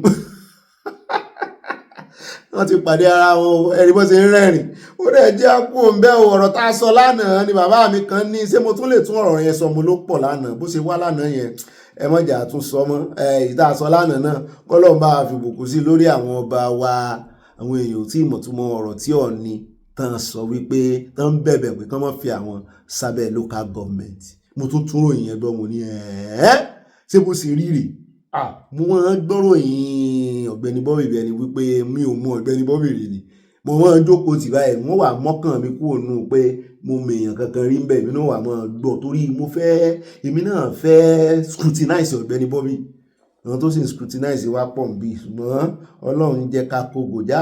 ó dá ilé táwọn fi káde abala sanáwọlé ńlẹ̀já sáré dé ọ̀dọ̀ àwọn ẹgbẹ́ tán kóra wọn jọ lórí ọ̀rọ̀ Kanu àti pàápàá jùlọ ìgbésẹ̀ Sowore tó sọ wípé wọ́n fẹ́ ṣe ìwọ́de nítorí ti Kanu náà kan náà bá tún kóra wọn jáde mọ́ láwọn gúrùpù wò lélẹ̀ sáwọn Haúsá ni wọ́n ní kì í ṣàwúsá ṣé Yorùbá ni wọ́n ní kì í ṣe Yorùbá àwọn wá ni wọ́n láwọn Ìgbò náà ni o wọ́n nílẹ̀ Ìgbò náà sì ti kóra wọn jọ náà bá gbé plákáàdì bẹ́ẹ̀ náà ni mò ń rí àwọn àwòrán àwọn èèyàn kan mo ní kí ló sàwọn eléyìí wọ́n láwọn tán kú nìyẹn mo ní níbo wọ́n ní látàrí síta tó látàrí gbogbo ọ̀rọ̀ àsọtán tí Kanu sọ ńgbà náà torí pé ó ń jàjò òmìnira pé àsọtán ẹ pa wọ́n ẹ dáná sun wọ́n ní píkṣọ wọn rí o ẹ̀yin tẹ́ ní kan tún Kanu lẹ̀ mo ní sẹ́yìn náà wá ń ṣe èṣù lẹ́yìn ìbejì Kanu ní báyìí sẹ́yìn ṣẹ̀tánú Kanu ni ebi ìran kan náà ni kí ló dé wọ́n ṣẹ̀tánú ẹ̀ wọ́n ní rárá mo ní Nàìjíríà ṣe rí bàbá Sunday Igboho yóò dáa fún yín Ọlọ́run fún yín ní òmìnira pátápátá ṣùgbọ́n ìwọ̀nba òmìnira tẹ́ ẹ níhùn ẹ jọ̀ọ́ ẹ má jẹ́ ó bọ́ o ìwọ̀nba kékeré yẹn tẹ́ ọ̀rá tó ń fẹ́ sí yín ẹ má jẹ́ ó bọ́ ẹ mọ́ Ọlọ́run ní jẹ́ kẹ́ ẹ sin rìn wọn ní mú yín ṣe rí ibi tí ìjọba Nàìjíríà dé ní ìṣe pẹ̀lú ọgbọ́n àrékèrèkè béèyàn bá jáde tó ló fẹ́ ṣe rálì ò jẹ́ wọ́n mọ́ bérò ẹ̀yìn rẹ bá ṣe pọ̀ tó èèyàn mélòó nísìn jáde rálì mọ́ nísìn àfi tó wáyé tó bá gbọ́ pé bàbá Sunday Igboho wà ráńdì o pérò rẹ bá wá ṣe pọ̀ tó bẹ́ẹ̀ làwọn náà ó sì ná owó tó tán fi kérò mọ̀nàfíkì jáde èrò fake tán fi kó jáde ṣé ẹ rí ìwọ́de tí Sowore fẹ́ lọ sí yóò yà yín lẹ́nu wípé ọjọ́ tí Sowore bá jáde ẹ rí àdúrà àwọn èèyàn tí ó jáde tako Sowore ìjọba wọn wò wọn ni wọn á ṣe bí ẹni pa àwọn ọmọ sí ẹ rí àdúrà àwọn èèyàn tó máa jáde bóun ṣe ń ṣe anti ìjọba náà máa kérò jáde wọ́n wá ga kámẹ́rà sí wọ́n á jẹ́ káwọn èèyàn máa wò àwọn ará àwọn international community wọ́n ní ẹ máa wò àwa kọ́ la rán wọn o àwọn èèyàn náà ló tún kó àwọn èèyàn fúnra wọn ló jáde yìí o tán káńtà ohun tí ẹni ń sọ o so nídìí èyí Ọlọ́run ò ní jẹ́ kárógun wípé à ń ṣe rálì kan torí pé a fẹ́ gba ìkànnù wa jáde àbí Ọlọ́run torí ìjọba ó produce èrò rálì tiwọn ó ti dìbò ọjọ́ kan náà jọ jáde náà jọ mú sí ẹ máa wò ẹ já sáré gbọ́rọ̀ lẹ́nu àwọn gúrùpù eléyìí ká tó káde ti abala sáná wọlé ńlẹ̀. Our place has been locked down for the past 4 years. Our mothers are being flogged in the marketplace in order to force them to abide to the sit-at-home order given by this IPOB. Our children are being chased in their school places. Visitors no longer come to our place. Businesses are down. So we are in solidarity with each other, with the entire Igbo nation, to say no to this kind of deception. We don't want it anymore. We don't want this kind of deception. Nnamdi Kanu and his IPOB and ES, they do not represent the Igbos. They do not represent the Igbos. The Igbos, the young people, the business society in Igbo land, we are crying out to the federal government. Don't release this young man. Let the rule of law be followed. Let him go through the normal processes. He's not standing for the Igbos. He's not speaking for the Igbos. The Igbos are law-abiding in this country. We do businesses everywhere. His activities has caused pain. He has caused hatred. He has caused a lot of bigotry in our society. This is not what we stand for. àníri jù báyìí lọ nínú gbogbo abala tí sánáwọlé tòní ní pápápá ẹja mọ bọ́ọ̀dì sínú abala tí ó mọ tẹ̀lé abala ẹ̀yin olólùfẹ́ àfẹ́pẹ́ ó yá àyà wájú adébẹ̀nu abala àwọn olólùfẹ́ abala comment section àrùjọ mùsùlùkùn. mo kí n káàbọ̀ sínú abala comment section abala ẹ̀yin olólùfẹ́ wa mọ́mọ́ wa Dorcas Jalo wọ́n ní brọ́dà mi Ọ̀gbẹ́ni Bobby nǹkan ń lọ nínú ṣọ́ọ̀ṣì o ní ìlú Nàìjíríà o àwọn sàkámàjẹ pásítọ̀ wòlíì ló pọ̀ jù pàápàá jùlọ nítorí owó wọn kò sọ òtítọ́ ọ̀rọ̀ inú bíbélì mọ́. Adésọlá Ọládèjì wọ́n ní bí wọ́n ṣe máa ń ṣe ní Nàìjíríà nù o mọ́ọ̀mí ẹ̀sìn wọ́n bá ń kín ìyá wa Dorcas Jalo lẹ́yìn. Olúkàdé Hamzat wọ́n ní Ọ̀gbẹ́ni Bobby Ọlọ́run ti dé o olùgbàlà ṣetán láti tú wa sílẹ̀ ní Nàìjíríà gbogbo àwọn olùdarí ìjọ owó ni gbogbo wọn ń lé kiri. báàmì Fọlọ́runṣọ́ nímọ̀lá wọn ní Bobby ìgbẹ̀yìn Wike yóò burú ju Sódómù àti Gòmórà bí Olúwa ti ń bẹ ìgbẹ̀yìn Wike yóò dàbí ti ọba Fáráò lágbára Ọlọ́run ó dọ̀bọ̀. Olúwadésínà wọ́n ní àmín lẹ́ẹ̀mẹ́ta wọ́n gbàdúrà sọ́lọ́run. Olúkáyọ̀dé Hamzat wọ́n ní bàbá olóyè oyè àmọ́rí Ọ̀gbẹ́ni Bobby àtàyà èmi gan fẹ́ mọ́ pín oyè báyìí mo fẹ́ mọ́ fi ṣe gift oyè pọ̀ báyìí mi Fọlọ́runṣọ́ nímọ̀lá wọ́n ní Ọ̀gbẹ́ni Bobby gbogbo àwọn káì tó wà lẹ́kọ̀ọ́ àwọn politician tọ́ọ̀gì ni wọ́n Yorùbá nation going back wọ́n tẹ lọ́ọ̀sì àti nǹkan panu.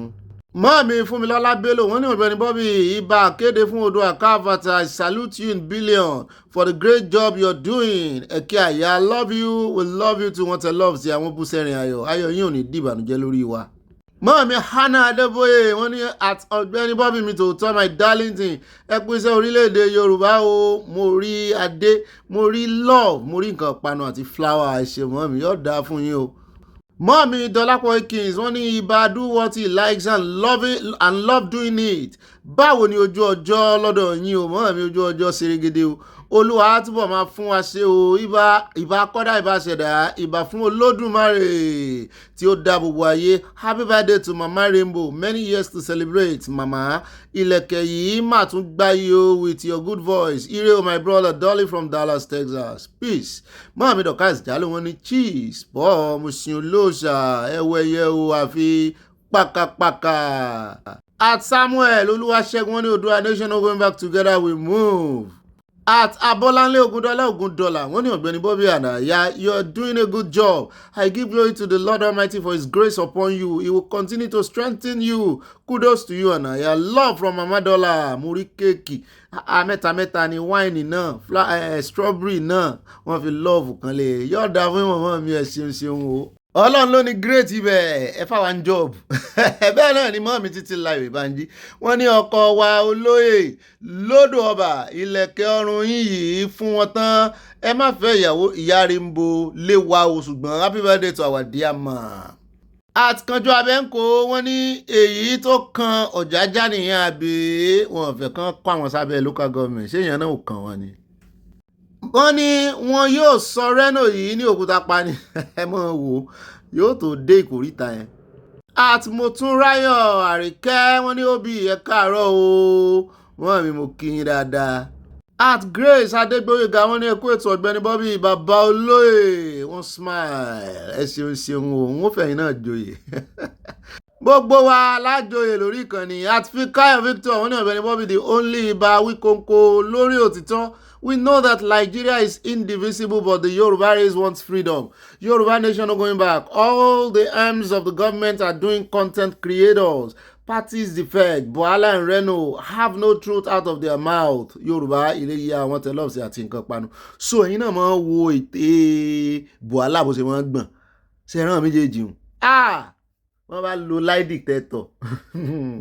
In fact, tí wọ́n ju ti babaláyé lọ. Bẹ́ẹ̀ ni ẹjẹ́ àdọ́dọ̀ at Adémọ́lá Samuel wọ́n ní Ọ̀gbẹ́ni Bobby Ọlọ́run á máa fún yín sí o àmì kó mọ́ bá wa ṣe ní bá mi o ìjọba lónìí àwọn Boko Haram tí kò bá jẹ́ bẹ́ẹ̀ ó yẹ kí ìjọba ju àdó olóró sí àárín àwọn agbésùnmọ̀mí rẹpẹtẹ yẹn ìdájọ́ ń bọ̀ lórí ìjọba Nàìjíríà láìpẹ́ Odùduwà nation làwọn fẹ́ o from Providence Rhode Island ayọ̀ ní ayọ̀ rẹpẹtẹ wọ́n tẹ lọ́ọ̀sì àti nǹkan panu. Àtòyẹmí Sàláwù wọ́n ní mo kí yín Ọ̀gbẹ́ni Bobby ẹ̀kú iṣẹ́ orílẹ̀-èdè àwọn alálẹ̀ kò ní fi yín sílẹ̀ wá ṣẹ́ Ìdùmarè sí ẹ̀rí obìnrin tí ó ń pín oúnjẹ yẹn ó ti pẹ́ tó ti ń ṣe ṣáàrìtì rẹ̀ ìkà ní àwọn káì ìkà of Africa nù ó ga o. Ó kú lè jó lóúnjẹ kan ládùúgbò bẹ̀ ló rán wọn sí kò sí tá a lè dánwò nílẹ̀ Áfíríkà ó ṣeéṣe wọ́n máa ń ṣe bẹ́ẹ̀ láàrin ara wọn tán gba ṣọ́ọ̀bù sí street kan náà tán sì máa ṣe sánà ní ara wọn bẹ́ẹ̀ náà ẹni ìsírè wọn ní sáàrìtì ní í ṣe. At Esther Sosanya wọ́n ní this Kanu lawyer he should withdraw his statement about Chief Sunday Igboho. Sunday Igboho is not working free. They put Sunday is unwanted. So go and apologize for a statement. This is how some of you created enemy between two people. Àwọn aráàlú ẹ̀gán ti ń sọ fún wípé kí Kanu tètè ya ajá lẹ́yìn torí yóò kó bá Kanu yẹn bọ̀bọ̀ yẹn lọ́ọ̀yà yẹn wọ́n ní yóò kó bá. At Esther Sosanya wọ́n ní love to Ayan Ọ̀gbẹ́ni Bobby thanks for your support for Oòduà nation remain blessed. Wọ́n tẹ love sí a mo rí gúgúrú pẹ̀rẹ̀rẹ̀ ẹ̀pà pẹ̀rẹ̀rẹ̀ ẹja lọ wo sinimá la máa ń fi gúgúrú wò. Bí n bá wá support Oòduà nation ara mi mò ń support yẹn wọ́n kí èèyàn kúrú iṣẹ́ bẹ́ẹ̀ ni àìdúpẹ́ ara ẹni ni. Bẹ́ẹ̀ náà ni àti Oyèmí Sàláwù wọ́n ní Ọ̀gbẹ́ni Bobby mọ́ mi mú dáhùn mo kí yín kú ìnáwó ìlẹ̀kẹ̀ oyè yìí o máa sọ fún wa kẹ oyè náà á tù yín lára o àmì o ibà olóyè rẹpẹtẹ wọ́n tẹ lọ́ọ̀bù sí a. Mọ́ mi Grace olùṣòótọ́ wọ́n ní owó lẹ́dún gbé kí Olódùmarè fọ̀run kẹ́ bàbá Ọ̀làǹlú ọ̀wọ̀ wọ́n tẹ lọ́ọ̀bù sí àwọn búsẹ̀rìn ayọ̀ àmì o. At bá mi òkè ńlá Adédọ̀tún wọ́n ní Ọ̀gbẹ́ni Bobby olùkù mi mo kí yín púpọ̀ irú rẹ̀ náà mọ́ kiri tó ń kiri irọ́ káàkiri ó rè èèyàn rà náà ni ó yẹ kí wọ́n arrest ẹ̀ for questioning immediately ní ṣùgbọ́n Nàìjíríà náà wà orílẹ̀-èdè anything goes ní Olúwa kí ó tètè gba àkóso love you bàbá mi mo rí love tẹ̀sí àti nǹkan pàánù wọ́n tẹ̀síwájú wọ́n ní Bobby olùkù mi yóò dáa fún ibẹ̀ sí bá ń dá sí méjì nípa ọ̀rọ̀ arábìnrin Catholic nùnú yẹn ṣé Archbishop Zone yẹn gbọ́ sí complain àbí kí ni ká ti gbọ́ pé àwọn so-called father ló ń ṣe léyìí wọ́n ní Sàní Òkosùn bí ọmọ 21 ọmọ mélòó ló fẹ́ bí tó bá jẹ́ òkojì àbí o ẹ pé ètò jàre wọ́n tẹ love sí a Òkosùn òkojì tí n bá fi àmì tẹ́ fi lé lọ́kàn yín kò ní í dá o. Bẹ́ẹ̀ náà ni ẹja lọ́dọ̀ at MBJ wọ́n ní Sowore is òpònú he doesn't like Yorùbá tribe. At Olútóyìn Yewandela wà wọ́n ní the They are proud and will never let a Yoruba man lead them on a protest. I also believe Sowore is using tactics to promote his own agenda.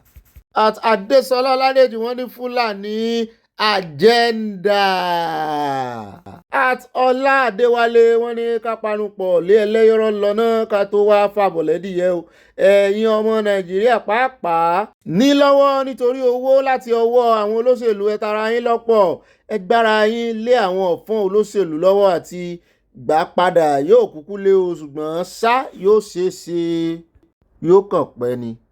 At Ìbùkún Oyèbádé, wọ́n ní DFW, Dallas Fort Worth is the 2 cities in Dallas area with international airports in each. Ẹ ṣeun. Bẹ́ẹ̀ náà ni àtìmọ́ mi sọ̀lọ́ dùmọ́sù mo tún rojú yín. Wọ́n ní loving the blue filler and ìlẹ̀kẹ̀ ẹ̀yùn yìí o. Ẹ ṣeun mọ́ mi. Wọ́n tẹ̀síwájú, wọ́n ní classic song from Orlando Ọ̀wọ̀. Wọ́n pàtẹ́wọ́.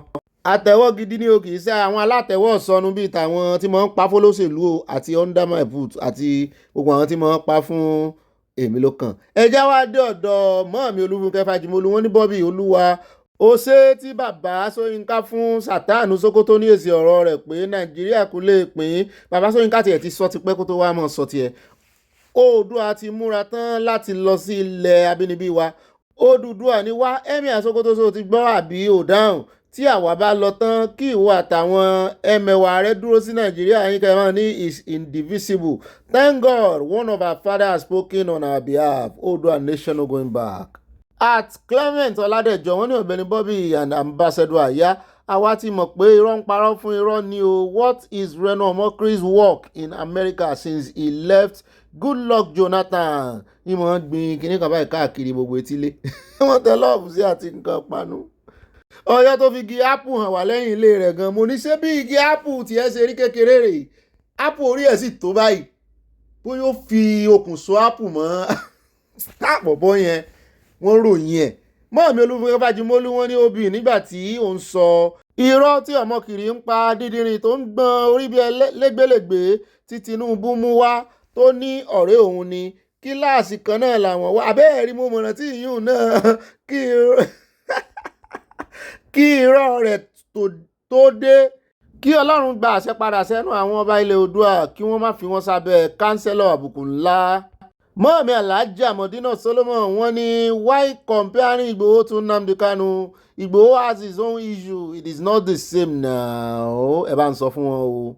Àtàbíọ́dún Adéyẹmí, wọ́n ní Ọ̀gbẹ́ni Bobby mi òtítọ́ ọ̀rọ̀ jáde ní alẹ́ yìí sí àwọn ọba wa, ṣùgbọ́n ṣé kò ti pẹ́ jù fún àwọn bàbá wa yìí báyìí? Ó ga ọ Ọlọ́run ọba, àánú yín ló kù o. Ẹ wá ṣàánú fún wa ní ilẹ̀ Yorùbá. A fẹ́ kí ẹ fi àánú yín gbà wá lọ́wọ́ àwọn olubi ẹ̀dá yìí.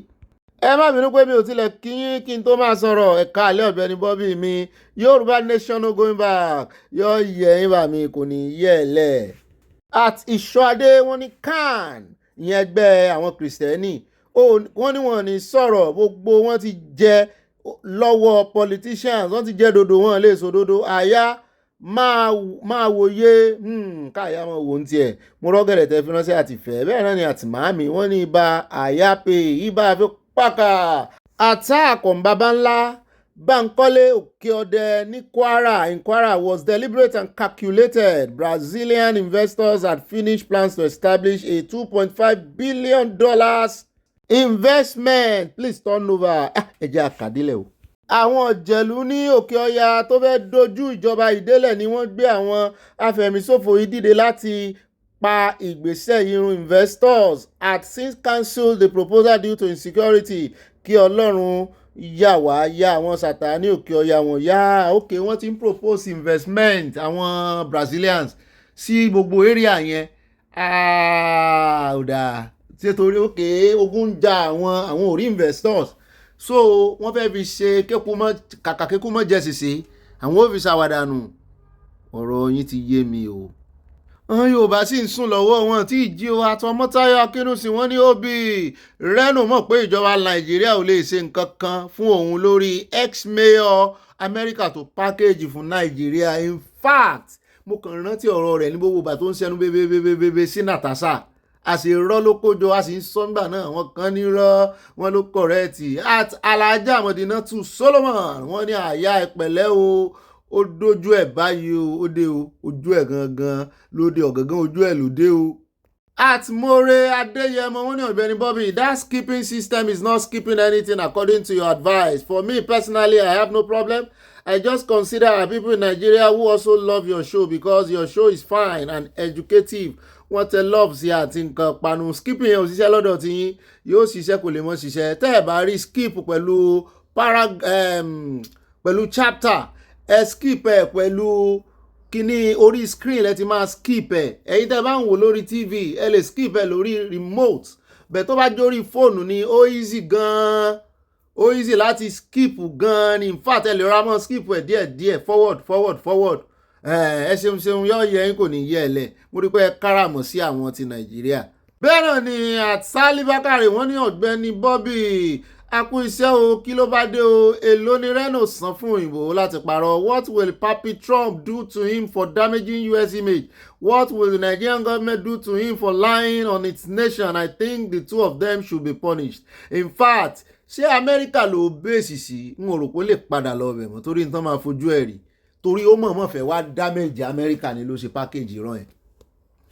Ó dẹ̀ ká ti rí àwọn ajàfẹ́tọ̀ọ́mọnìyàn tó máa fẹjọ́ ẹ̀sùn pé kán revoke visa ẹ̀.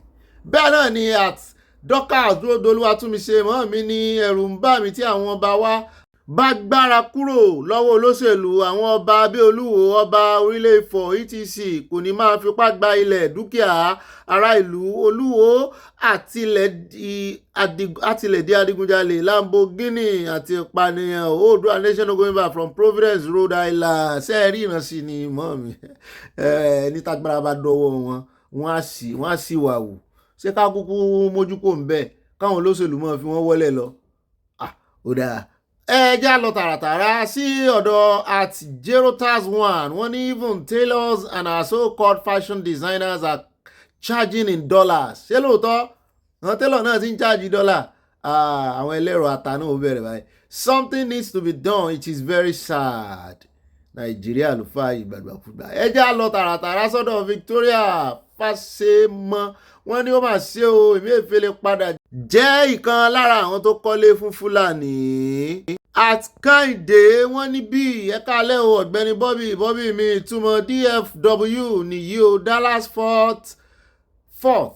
Dallas Fort Worth is also in Texas. Ó dàárọ̀ oorun ayọ̀ ní àwòsùn àlàáfíà ní fún gbogbo wa lórí ìkànnì yìí o Yẹ́misí from Eastern Texas. Texas lẹ́yìn náà wà ok. Bẹ́ẹ̀ náà ni mo sì gbọ́ wọ́n ní Ọ̀gbẹ́ni tí Reno gbé wá wọ́n ní kì í ṣe present mayor yín ní Texas o wọ́n ní former ni. Ẹ bá fẹjọ́ rẹ̀ sùn ẹni tó jẹ́ gómìnà yín bẹ́ẹ̀ o ẹ bá wa fẹjọ́ òun àtòyìnbó yẹn sùn kán mọ bọ́n ṣe sọ̀rọ̀ ẹ̀ sí i. At Rachel Melúwọlé wọ́n ní Ọ̀gbẹ́ni Bobby tí alẹ́ ìtúnlé o ọmọ Yorùbá àtàtà ní ẹsẹ̀ lónìí o àbẹ́ẹ̀rí ṣùgbọ́n ẹ̀ṣẹ̀ yẹ ò ṣé ẹ ti gbàgbé àwa ìyàwó yín ni wọn ò gbàgbé yín sẹ́yìn náà lò lẹ̀kẹ̀ lánàá ni. Ìlẹ̀kẹ̀ yín tí wàá ń kọ́ o alárékérekè ẹni orí o bá lọ ní ọmọ kiri o ẹ̀ẹ́rí tí ó bẹ̀rẹ̀ sí í wo agbádá àti fìlà tí ó sọ ara rẹ̀ di Yorùbá lójijì. More strength to you amen. Ó fẹ́ fi búrẹ́dì kó wa lómi ọbẹ̀ jẹ ni ó ti mọ̀ pé Yorùbá ló wà lórí àlééfà orí ìbọ̀bọ̀ yẹn gbalẹ̀ gan wọ́n ròyìn ẹ o. At Richard Bídàpọ̀ ọba mi dáadáa mọ́mí nǹkan kí n kọ́kọ́ béèrè mọ́mí wọ́n ní thank you Ọ̀gbẹ́ni Bobby ibà the truth Ọlọ́run ló fòótọ́ sí wa lẹ́nu a sì tó bẹ́ẹ̀ kà mọ́ sọ. Wọ́n ní ibà òtítọ́ la gbé dání bẹ́ẹ̀ ni o òtítọ́ àtòdodo ni o ṣùgbọ́n béèyàn bá parọ́ fún wa á gba irọ́ rẹ̀ lọ́wọ́ rẹ̀ irọ́ rẹ̀ là á dá padà fún àníjó waste òótọ́ wa. At Ọmọlẹ́wà Adésọlá mọ́ mi ní Ọ̀gbẹ́ni Bobby ó ga jù ibà sójú abẹ ní kò ibà kéde Oòduà nation káfàtà mo gba ti bí ẹ ṣe fún wọn tán lónìí o Bobby fún wọn tán o pẹ̀lú pátá rẹ̀ gígan. Wọ́n ní God bless you richly in Jesus name amen. Sórin tẹ́ ń kọ fún mi lọ́kàn yín nù ṣé ni èmi náà mọ̀. àtàdé ìbírónkẹ́ wọ́n ní àtolórí ló tó ẹ má bínú wọ́n ní general mọ́mí ẹkún iṣẹ́ takuntakun ayọ̀ rẹpẹtẹ mọ́mí àwọn olórí ẹ̀sìn nàìjíríà ti gba owó ẹ̀yìn lọ́wọ́ ìjọba wọn kò ní sọ̀rọ̀ nípa ikú àwọn kìrìsìtẹ́nì ṣùgbọ́n olúwa san wọ́n ní ẹ̀san àmì kó tètè san wọ́n. Free CSI is not a criminal. Oòduà nation no going back. Àyà ìmọ̀dóye eré o ire kàbìtì wọ́n tẹ lọ́ọ̀sì àti nǹkan panu wọ́n sọ wọ́n méjì bíi tàwọn lọ́wọ́ sókè the sage ká méjì yẹn mo gbà tiẹ̀. bẹ́ẹ̀ náà ni mọ́ọ̀mí oyèmí sàlá wọn ní onírọ́ àti ọ̀daràn ní àwọn nàìjíríà fi ń jẹ ambassador irọ́ tí ọmọ kiri pa yìí kò jọ ìjọba lójú yóò ṣe jọ wọ́n lójú irú kan ọbẹ̀ kan tí ò ní rú. bẹ́ẹ̀ náà ni ẹja dé ọ̀dọ̀ at Daudu Ọlábísí mọ̀ láìkí orúkọ yìí o Daudu wọ́n ní DFW is Dallas Fort Worth ẹ ṣeun mo ti mọ̀ báyìí. Àtọ́folúwẹ̀ Ṣàngólúgà wọ́n nílò wọ́n bú sẹ́rìn okay no ọba in Yorùbá land ibi tẹ́yìn summarize ẹ̀ sínú. bẹ́ẹ̀ náà ni àtìmọ́ọ̀mí Janet Adégbẹ̀dẹ̀ wọ́n ní Ọ̀gbẹ́ni Bobby ẹnu dùn júyọ̀ ibi tẹ́ ẹ fi ń wọ ọlọ́run ayé òní ìbàjẹ́ àṣẹ Èdùmàrè Saudana ní àṣepin o ọkọ̀ tó ti lọ ló ń ṣẹ́wọ́ sí olóyè Ìgbòho aníyìkáyé òní tẹ́ Odùduwà nìkan lọ́nà àbáyọ wọ́n tẹ lọ́ọ̀sì àti nǹkan panu báàmì orí ọlọ́run ríṣ wọ́n ní àyà tí a bá wo gbogbo ẹ̀sùn tí wọ́n fi kan Tinubu lóríṣiríṣi ká wá wo àwọn tí Tinubu tú sílẹ̀ ẹ mọ̀ pé ọ̀rọ̀ bàbá yẹn ó tó ronú gidi sí ó wá dàbí awo ló ń gbé awo nígbọ̀wọ́ bẹ́ẹ̀ ni awo ló ń pèrè awo ló ní káwo jáde awo ló ń pèrè awo ló ní káwo jáde nínú àhámọ́. DFW means Dallas Fort Worth torí ọlọ́run reach from Dallas Texas Dallas ẹ̀yìn náà wà okay ẹ ṣeun wọ́n ti kọ́ mi ò mọ̀ tẹ́lẹ̀. bẹ́ẹ̀ náà ni mọ́mí yẹmí gé wọ́n ní mo máa ń wo àwòrán Sarah yìí ó yẹ kí wọ́n máa ṣe sùúrù láti ṣe ohun gbogbo nílùú yìí bí mo ṣe máa ń rí obìnrin yìí mo rò pé ó ń gba owó ó ga o wọ́n ní charity ní í ṣe o a sì rí wọn níbi tó ti ń sọ pé wọ́n aláwẹ̀ èèyàn ó ń ràn yín lọ́wọ́ ẹlẹ́yà aláwẹ̀ ó dá at báàmì orí ọlọ́run rí wọ́n ní ibà bó ṣe wù wọ́n kán pín ilé Emefiele ṣe bí àwọn ara wọn náà ni wọ́n máa jẹ àǹfààní rẹ̀ torí gbogbo owó tá a ní wọ́n pín àwọn mẹ̀kúnnù mélòó ló gbà nínú owó náà nǹkan tó gbẹ̀yìn Emefiele ló máa gbẹ̀yìn àwọn náà lágbára ọlọ́run orí ọlọ́run rí from Dallas Texas àṣẹ́gun kò yí padà bá mi. mọ́ọ̀mí Mary Odùnúyì wọ́n ní òbí tèmi nìkan àtàyà mọ́ọ̀mí Mary Odùnúyì tèmi nìkan wọ́n ní ibà múlùdùn ibà gbé wa débẹ̀ mo kí yẹn kó ètò ọlọ́run níto ayọ̀ yín kò ní ìdíbàjẹ́ àmì àti gbogbo wa ní ilé aláyọ̀ yìí mo kí gbogbo wa ní agboolé aláyọ̀ yìí o àwa ò ní bá wọn pín nínú ìbànújẹ́ Nàìjíríà yà mí o Oòduà nation tètè dé o. wọ́n fi ìfẹ́ ránṣẹ́ sí àfi nǹkan panu náà àyàkúnṣẹ́ o ayọ̀ ní tiwa eré oríire kábìtì. bẹ́ẹ̀ náà ni Ayọ̀ọ́lá Babátúndé wọ́n ní Ọ̀gbẹ́ni Bobby ibà dẹ́rìn pòṣónú ní ìlú mi Òkè Mẹ̀sí Èkìtì ọba máa ń ní ìpàdé olórí ilé kọ̀ọ̀kan láti bá wọn ṣe ìpàdé o àwọn ọba gidi nù ẹ lè rí wọn kàn ṣe làwùlàwù ẹ sì lè rí wọn kàn máa talẹ̀ anyhow kò dàbí àwọn ọba ọ̀làjú yìí àwọn ọba ìgbàlódé àwọn ọba àgbẹ̀yìn ayé. Olúwa ṣe wá lóore àwa dúpẹ́ oore ó ṣe wá lóore kàbìtì àwa ń dúpẹ́ oore ẹni tọ́lọ́run bá ti fún láyọ̀ oore ńlá ni a dúpẹ́ lọ́wọ́ Ọlọ́run ẹ káàbọ̀ padà ẹ jókòó déédéé ẹ jókòó dáadáa ẹ wá nǹkan fìdílé bẹ́ẹ̀ náà ni ká ẹ máa wá nǹkan panu àti nǹkan olómi tútù tẹ́wọ̀n fi tì sọ́hùn kí àwọn ọmọbìnrin níbẹ̀ ní gbogbo tá a ti mẹ́nubà àmọ́ ìyá ń bẹ̀ ń kọ̀ kí ìyá alákọ̀ọ́kọ́ ń bẹ̀ báyìí ẹ bá yọ bọ́ bá dilẹ̀ bá pín fáwọn olólùfẹ́ yín ìmọ̀ràn yín náà ṣe kókó kó mọ́ ju 5 lines lọ á sì mọ́ sọ náà rẹ̀ ó ń ju 5 lines lọ mò ń rí yín owó ẹ̀yin tẹ́ ń kọ́ ju 5 lines lọ wọn ò ní dárúkọ yín àmọ́ wò lọ́la bóyá ẹ̀sìn jì ó dá wa alákọ̀ọ́kọ́ ń bẹ̀ ẹjẹ́ á dé ó dá ẹjẹ́ á bẹ̀rẹ̀ láti ilé ìgbìmọ̀ asòfin ẹjẹ́ á bẹ̀rẹ̀ látọ̀dọ̀ ọ̀gá INEC tuntun ẹ kọ́kọ́ bá ń tẹ́tí Senator Dixon láti Bayelsa Federal Constituency láti Bayelsa ẹ kọ́kọ́ bá ń tẹ̀ sí iná tó ń bi wọ́n question kan pé ẹ ká ọ̀gbẹ́ni tó lọ kẹ tó ní bow and go torí wọ́n ti máa sọ fún wọn tó bá ti lọ screen wọn lọ́dọ̀ àwọn senators pé kẹ́ ẹ tó sọ fún pé bow and go ẹ jẹ́ àyẹ̀wò dáadáa ẹ jẹ́ àwò sẹ́yìn ṣe torí sẹ́yìn ṣe pé wọ́n ń san oore tó ṣe fún wọn sẹ́yìn ṣe pé wọ́n ń san oore ọjọ́ sí fún ta ní san oore fún ta ní wọ́n rò pé ń san oore fún ó ní òun gbọ́ wípé ó wà lára legal team ààrẹ olódòdẹ tán fi wọlé 2023 ṣé ìṣòun náà rí tán fi ń sun oore fún sóun ní legal team sóun ní head of legal team ẹ bá rí bí Akpabio sì dán Akpabio gan ló tún wá ń gbẹnu amúpìtàn sọ̀rọ̀ ó sì jẹ́ kámúpìtàn sọ̀rọ̀ fúnra rẹ̀ ẹ kọ́ bá ń tẹ́tí Dixon sí kẹ́ ẹ dáhùn ká wá wò bí wọ́n ṣe fún ní dáhùn ká tó wá gbọ́rọ̀ lẹ́nu INEC chairman àwọn náà lérí fún wa. The issue has been, as he rightly said, integrity, patriotism, and above all, courage to do the right thing and capacity to be fair. Most of them are first-class scholars. You, at your age, have invested with this responsibility to make Nigeria proud. And look at our neighboring country, Ghana. The general elections they conduct. The last one specifically, presidential election, no litigation. Even before the final vote, the tally was counted, the sitting vice president, who was candidate of the ruling party, called President Mahama now in office and considered defeat. So even within our West African sub-region, there's no doubt that we are clearly not acting as the giants of Africa when it comes to electoral integrity. So my comment will be, Question. What will you do differently to write your name in gold to ensure that the results that will be announced will reflect the will of the people, so that everybody will congratulate one another and go and prepare for the next election? That way, Nigeria will renew its leadership and will enforce our national identity and pride. Elections should not bring us down or make us look small or divide us. And you are aware of the enormous responsibility that history becomes on you. What would you do differently? But like I said earlier, use this opportunity to address the issues that have been speculated, rightly or wrongly, so that you can from now build a foundation of integrity and confidence on the people. Were you a part of the president's legal team or no? Thank you. Well, I would have said, if you had spoken without asking question and a mischievous question, it would have looked as if you are no longer in opposition. But when you mentioned Ghana and other West African countries, they actually borrowed from Nigeria. You are from Bayelsa State, representing a section of Bayelsa. Recall that when the last election was done, even before the final announcement, the then president, Jonathan, who was from Bayelsa, congratulated President Buhari, even before the final election was done.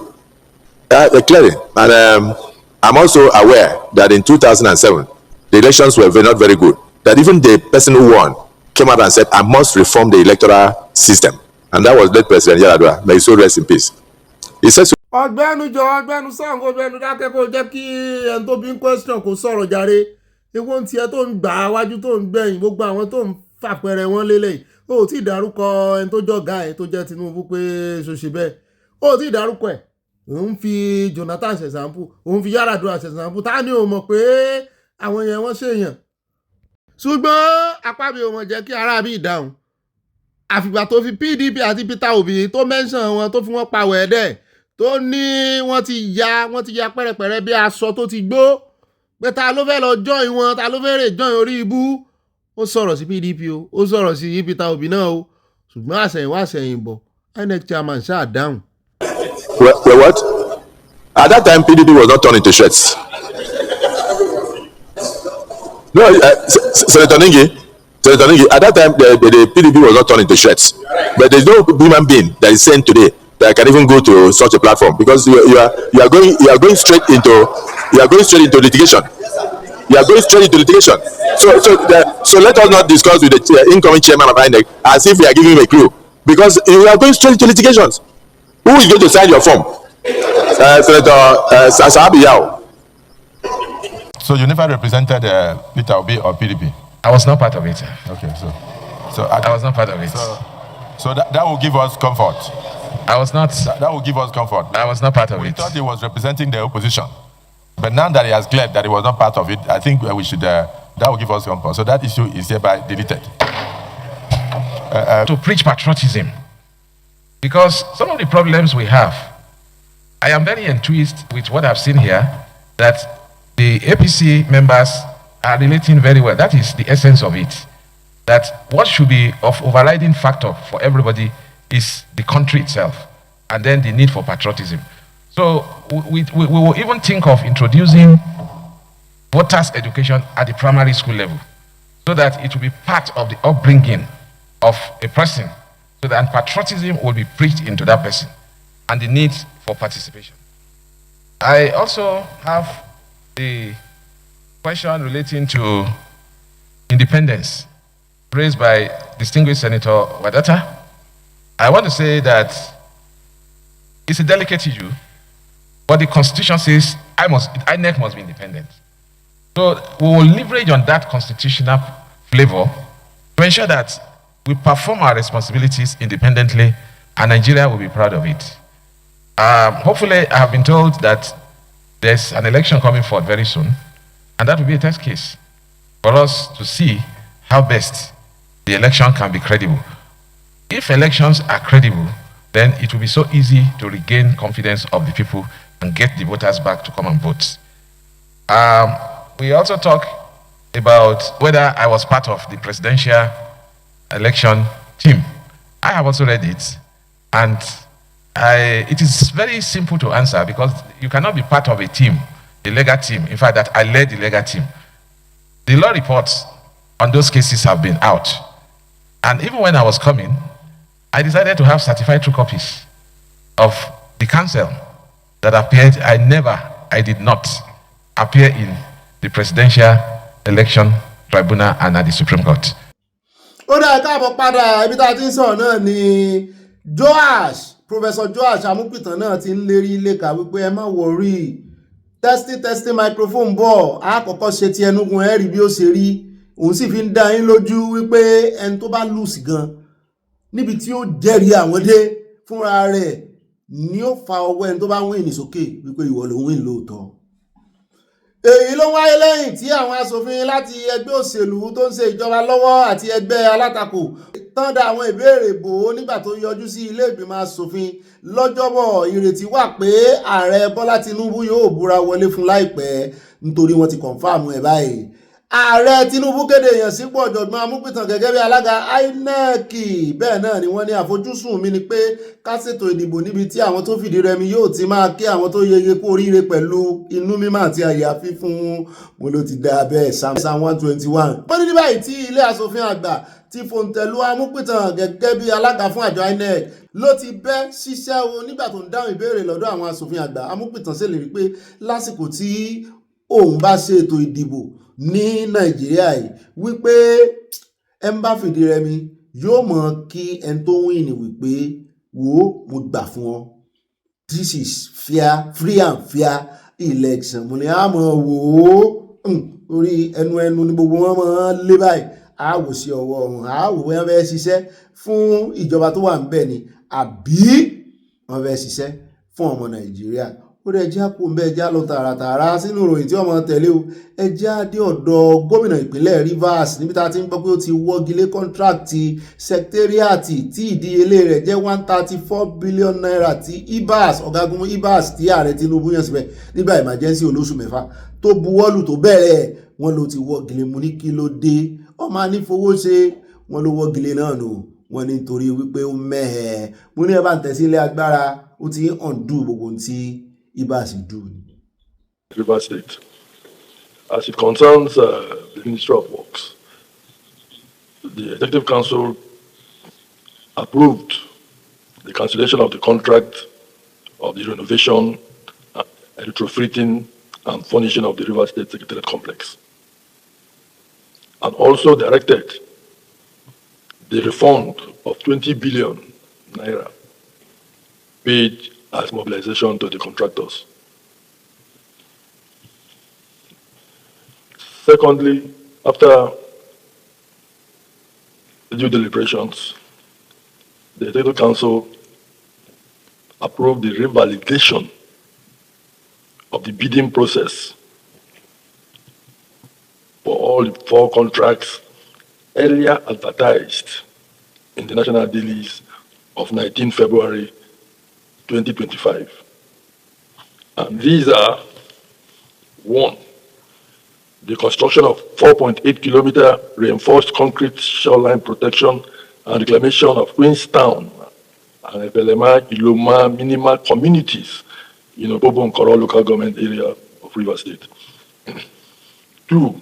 Construction of 2.5-kilometer shoreline protection and reclamation in Ndoni, Oniku, Isiku, Ase Azagi communities in Ogba, Egbema, Ndoni local government area, which was put together as Lot B1 on the 3. Construction of 2.5-kilometer shoreline protection and reclamation in Utuechi, Obiofu, East Sala, and Eze, Odugri communities in Ogba, Egbemandoni local government area, which is said to be the Lot B2. And thirdly,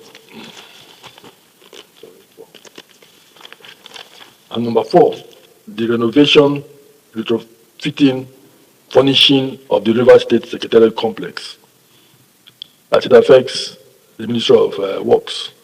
That was the approval granted or given by the River State Executive Council. The contract was awarded at the cost of 134 billion. 134 billion, out of which 20 billion was paid as mobilization fee.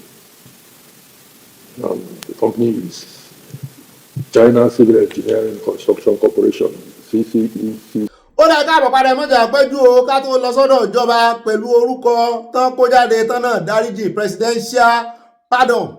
Ẹ jẹ́ àkọ́kọ́ dé Ìlọrin níbi tá a ti ń gbọ́ ìròyìn arábìnrin kan Mulikatu Yusufu tá a dọ́kọ́ sáà dédé dákú lọ gbèrègèdè lẹ́yìn ìgbà tí olówó orí rẹ̀ breadwinner lé wọn ọkọ rẹ̀ tó lóhun ò ṣe mọ́ o òun sì gbọ́dọ̀ jáwèé fún Abdulganiu lórúkọ ọkọ rẹ̀ ó ní kóníkálukú rìn lọ́tọ̀ọ̀tọ̀ kóníkálukú dọ́mú ìyá ìgbé pé kóníkálukú jórúkọ fádà rẹ̀ kókó lé òun.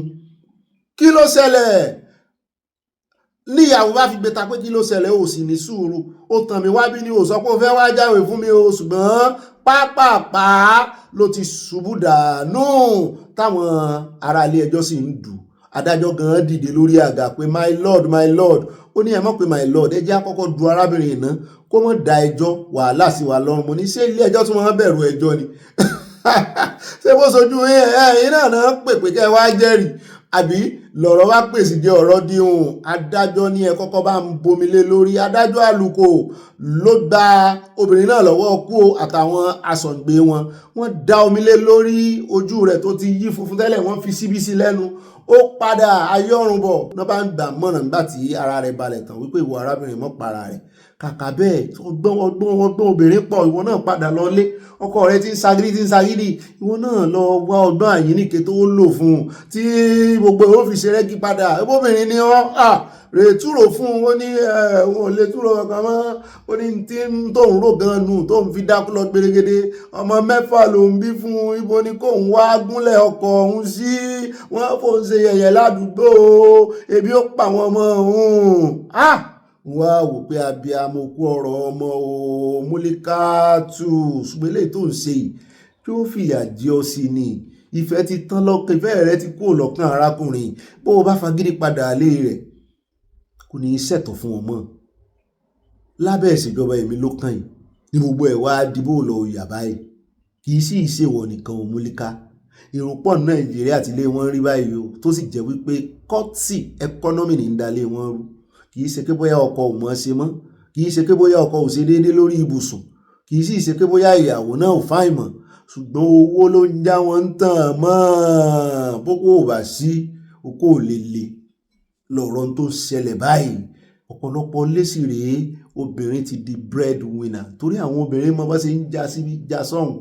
Ọkùnrin sì rèé ó lè jókòó kó máa ronú para rẹ̀ ibo ló fẹ́ wáṣẹ́ sí kò síṣẹ́ ń gbòòrò èyí tí ò bá ní sí ọwọ́ èyí tó ní sí ọwọ́ gan ti ṣọ́ọ̀bù nígbà tí ò sí oníbàárà gbogbo ẹ̀ dojú délẹ̀ ní ọ̀pọ̀lọpọ̀ ló ti di atọrọ jẹ wọ́n ti ẹ̀wà ni wọ́n ti sọ àpò òtìjú nù kò sẹ́ni tó ń tijú àti béèrè mọ́ níbi tó lè dé báyìí àfàwọn ọmọ yahoo nìkan ní jẹun náà ń ṣe láwùláwù só lọ́rọ̀ kan iṣẹ́ bí ọkọ rẹ o tó bá sì jẹ́bi rẹ̀ náà ni wo rè sán aṣọ rẹ lójú páálí bọ́n ọmọ rẹ bá ti dàgbà tètè mọ bó ṣe fi wọ́n sẹ́nu kọ̀ṣẹ́ èyí tí ó bá lè lọ skul mbẹ́ kó lọ skul mbẹ́ ìwọ lọ́mọ mẹ́fà náà nínú ẹkọ́nọ́mì èmi ló kàn lẹ́yìn náà bímọ mẹ́fà kí ló dé tẹ́lẹ̀ mára ró ní ọmọ pọ̀ lára àwọn onímọ̀ ló dáa ó ti wá dà ó sí ogod báyìí ó jọ́kọ̀ rẹ̀ sọ́lọ́pọ́n kí ló wá fẹ́ ṣe báyìí ibo ló fẹ́ kọ́ ọmọ mẹ́fà wọ̀ ó bá tiẹ̀ fẹ́ rí màrí kì í sì ṣe àgbàlagbà náà lọ títí ìwọ ọkọ iná ìwọ lágídí tó dàbólẹ̀ só ti rẹ́lòmíì ni àbí wọ́n ti lo ojú àṣà ìṣe ìfọ́ngbòrò ayé wọ́n ti ṣí ojú rẹ̀ kúrò lára ìyàwó rẹ̀ ìsìn ni ọmọ ṣe mọ́ ìsìn ọmọ mẹ́fà onínàbì ni ọ́ onínàbì ni ọ́ o tún á fẹ́ rè gbégbá owó kìíní ta ó sì tó àwọn eléyìí kó yanjú náà kí ló sì fún ọ àwọn ọmọ tán ṣe fúnra wọn ọ̀rọ̀ ò sí sọ wọn ni àwọn ibì kan wà tó jẹ́ wípé ọ̀rọ̀ bá ti di ọ̀rọ̀ lọ́kọláya kì í ṣe sọ lọ́rọ̀ kan wọ́n sá ti nìkan lọ lẹ́kan lọ fẹsẹ̀ létọ̀ Abdulganiyu yarí ó ní òun ò ṣe mọ́ mo ní pátápátá ẹ̀ náà ó ṣe é ṣe kọ́kọ́ sá lọ kó lè àìmọye ọkọ náà ti rìn lọ báyìí tán wà lé mọ́ lọ́kọ mi ẹnu obìnrin mi náà sì rí ẹnu ẹ burú ọkọ títí ń ṣe é fún ọ tẹ́lẹ̀ nǹkan wá sáà dédé yí padà òun sọ̀rọ̀ kò bá kúnbè òun sọ̀rọ̀ burúkú sí kò wá ní sá ọ̀sánlé ọkùnrin náà sì ní lọ́wọ́ wọ́n sọ̀rọ̀ burúkú sí tó fi sánlé kò ní kàn sí oríṣiríṣi ó ga kọ́lọ̀ ń ṣàánú wa o àwọn tó lówó lọ́wọ́ gan ilé wọn ò tí ì tò á ń bọ̀ sí kòsòwò ọkùnrin bá sì ti lówó lọ́wọ́ bíi tí ò tún rí bí lọ ibi ìṣekúṣe ni ọmọ ṣe pẹ̀lú ìyàwó rẹ̀ nílé ojoojúmọ́ ọ̀sáfẹ́ mọ́ sí lásọ̀wọ́ all the time nígbà tí ọwọ́ rẹ̀ dilẹ̀ ó dẹ̀ jẹ́ àpò ń bẹ́ ọlọ́run wọn parí àdúrà láàfin ràn lọ́wọ́ ẹ jẹ́ wá lọ sí ọ̀dọ̀ presidency níbi láti ń gbọ́ tán ní àròyé àwọn ọmọ Nàìjíríà ti fẹ́ di àwọn létí ariwo wọn ti fẹ́ ṣe àwọn léṣe pé nídìí èyí orúkọ àwọn ọ̀daràn táwọn fi síta pé ààrẹ Tinubu dáríjì pé ó ṣeé ṣe kàn dán padà sẹ́wọ̀n o ìdítàn sì fi gbégbèsè yẹn ni wípé kàn decongest prison mo ní prison rọwọlẹ̀ ń decongest agbébọn pààyàn agbénipa tó fẹ́ pa odidi SAN ẹmọye àwọn èèyàn tó ti dá ẹ̀mí wọn légbodò ṣé bí SAN òye o kí ọmọlẹ̀ àbí kí lórúkọ bàbá yẹn jàre òun ó kọ wọn pé ẹmọ bínú ṣé wọ́n sọ testimony wọn wípé lẹ́nu rẹ̀ làwọn ti gbọ́ tó ń bi àwọn níbèrè wípé ta ni ọ́ tó o bá sóòótọ́ fáwọn tó o bá jẹ́ èèyàn gidi ni ọ́ ìròyìn ó gbé lọ́jọ́ kejì o pé wọ́n kidnap èèyàn kan báyìí o àwọn ó sì mọ̀ páwọn làwọn gbé ọ àwọn ó wò wùlì picture rẹ lórí agbágbé o pé kó o sòótọ́ fáwọn àwọn sì sòótọ́ fún pé SAN làwọn pé ibẹ̀ náà ni ti ń sọ pé àwọn pa àwọn kan pé tó bá máa di ọjọ́ kejì inú ìròyìn báyìí àwọn ọlọ́pàá máa gba ògo yẹn pé àwọn pa àwọn agbénipa àwọn ajínigbé pé wọ́n ní mọ̀ pé àwọn innocent citizen làwọn eléyìí o ọwọ́ àwọn ló ti kú ẹni tó ń sọ bẹ́ẹ̀ páwọn pààyàn lè wá rè túlẹ̀ àti ìmúrúkọ àwọn tán dá padà sínú ẹ̀wọ̀n o bóyá sanda náà dá padà o tẹ́ ẹ bá fẹ́ decongest ẹni tán dájọ́ ọkú fún torí pó pààyàn ẹ decongest ẹ̀ sọ́run ó ti mẹ́jọ dùn ibi kan náà lànà ń gbé kiri lánàá àwọn Ministry of Justice tọ́sẹ̀ lọ ń bẹ gómìnà pé kó buwọ́ lu ìwé ikú nígbà tí kíní ti ìwọ kọ́ ló pa n tó ṣe ló pa ẹ ń bá pààyàn bílí gan sọ n tí máa ń fa àwọn gómìnà yẹn sẹ́yìn nìyẹn èyí tí ń jó kiri lọ́yọ̀ọ́ ní Ọ̀ṣun náà àti ìrí kó buwọ́lù ti Adédoyin tó tán dájọ́ ọkú fún o kí ló dé tẹ̀ tó bá yẹ wà ní ẹ̀wọ̀n kún àkúnfàyà ẹ decongest wọn síbi tán rán wọn lọ kí lẹ̀ ń dílé fún ẹ buwọ́lùwé ẹ̀yin kọ́ lẹ pa wọ́n iṣẹ́ wọn tán jẹ lójó wọn tó o bá sì fẹ́ ro níyèméjì ìròyìn rẹ jẹ́ kó sọ fún ọ wípé ẹ ń dájọ́ ọkú fún wọn ló pa wọ́n ìwọ náà buwọ́lù o in fact àwọn tó bá ní kán fẹ̀yìn wọn ti àgbà gan àwọn tó bá pa wọ́n gbà náà wọ́n pa ẹni tó pààyàn ni wọ́n lẹ́bi. lọ́rọ̀ kan wọ́n ní bàbá Fagbemi ló sọ lọ́jọ́ Thursday SAN wọ́n ní wọ́n ti clarify wípé presidential prerogative of mercy recently announced by president was still under review and had not been finalized wọ́n láwọn review ẹ̀ lọ́wọ́ pariwo yín ti pọ̀ jù ti Sanda yẹn ló ti fariwo jù. Controversy has continued to trade the inclusion of some names with anti-graft and security agency pàápàá jùlọ wọ́n láwọn èèyàn pariwo pé àwọn tí wọ́n gbóògùn olóró tí NDLEA ṣiṣẹ́ takuntakun, EFCC náà ṣiṣẹ́ takuntakun sí àwọn lè ń fún ní pardon yìí. Kí ló dé? Fagbemi at the Council of State meeting tí wọ́n ṣe ní on the 9 nínú oṣù yìí, wọ́n ní ó ti sọ wípé list yìí pé àwọn illegal miners wà ń bẹ̀, white collar convicts wà ń bẹ̀, àwọn tó gbógun olóró wà ń bẹ̀, foreigners wà ń bẹ̀, Major General Mamman Vasta, Professor Mogaji Garba, Ken Saro-Wiwa, and the Ogoni 8, as well as capital offenders such as Miriam Sander among the 175 convicts and former convicts who received presidential pardon. The full list was released in a statement from the presidency. While some names of politically exposed persons on the list like Abat, wọ́n ṣàdárúkọ gbogbo wọn bẹ̀ ṣùgbọ́n wọ́n ní ẹ̀rẹ̀ ìfọkànbalẹ̀ o, ẹ má pariwo léhàn lórí mọ́ o, wípé àwọn máa ṣẹ̀tọ́, àwọn máa review The EFCC, NDLEA and other security agencies have insisted that the list must be pruned down. Pé kí ló dé? Àwọn làwọn ń ṣiṣẹ́ yìí, DSS máwọn kan, imagine kẹ́ wá lọ fi àwọn terrorist sílẹ̀. Ẹ̀wọ̀n terrorist tó lọ́ọ́ pààyàn ní Ondo, ní ṣọ́ọ̀ṣì l'Ondo. Wọ́n ń ṣẹjọ́ wọn lọ́wọ́, ká wá gbọ́pẹ́ fún wọn ní pardon. Kí lè rí DSS? Ẹ pardon Sunday Igboho, àwọn tó yẹ kẹ́ ẹ pardon, tẹ́ ẹ bá mọ àwọn tó yẹ kẹ́ ẹ pardon, àwa lórúkọ àwọn tó yẹ kẹ́ ẹ pardon pátápátá.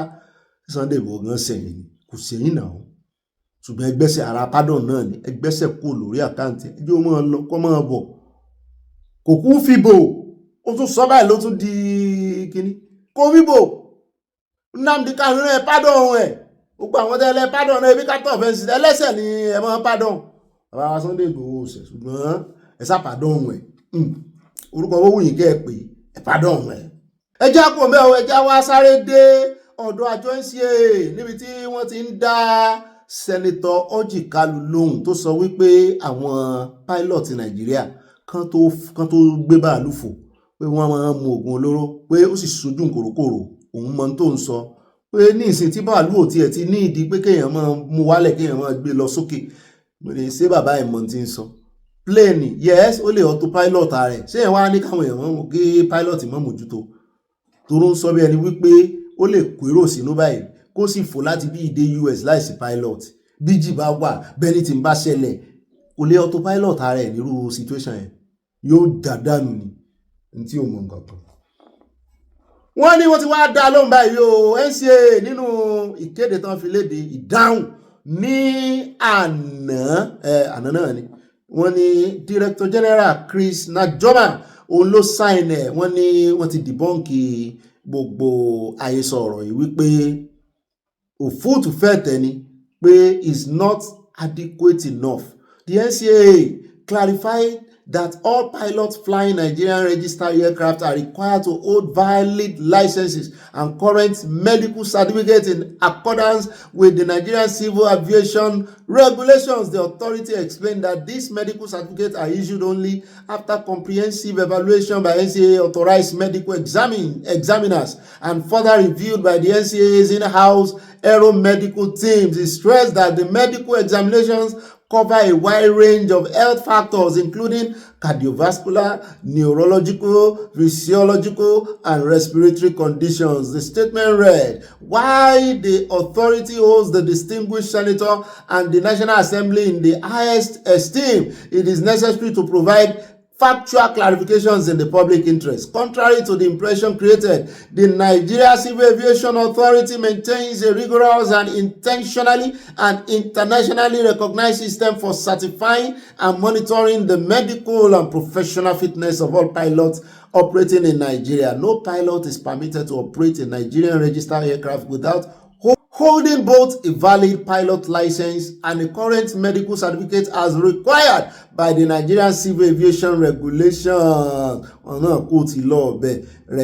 authority recalled how a valid jet pilot was suspended for initiating departure procedures without proper clearance. The statement added, in addition to this, wọ́n sàn gbìyànjú láti sọ pé kò rí bẹ́ẹ̀, ṣùgbọ́n a lè kó gbogbo ọ̀rọ̀ Senator Orji Kalu dànù torí ẹni tó ń ṣe certificate lẹ́fẹ̀ẹ́ mọ́ fi mọ̀ sórí ojúmọ́ lẹ́yìn ṣe test fún wọn tán gba certificate ní tí Orji Kalu ń sọ ni wípé ẹ máa ṣe on spot examination fún wọn alcoholic examination, drug examination, ẹ lè ṣe pápápá kò ń ṣe léyìí tí ó ti fa nǹkan yóò sóòrùn ní tètè kunni tí fi ń fa nǹkan ọ̀pọ̀lọpọ̀ wọn ẹ lè mọ̀ lára ète wọn, ẹ lè mọ̀ lára kìíní kan báyìí tí wọ́n fi sẹ́nu tẹ́ máa ní kan ṣe kìíní síbẹ̀ ìtọ́ wọn gan ẹ lè mọ̀ bẹ́ẹ̀ tẹ́ ẹ bá ń ṣe fún wọn bó tiẹ̀ ṣe time bóyá bíi 1 hour sí 2 hours kan tó fly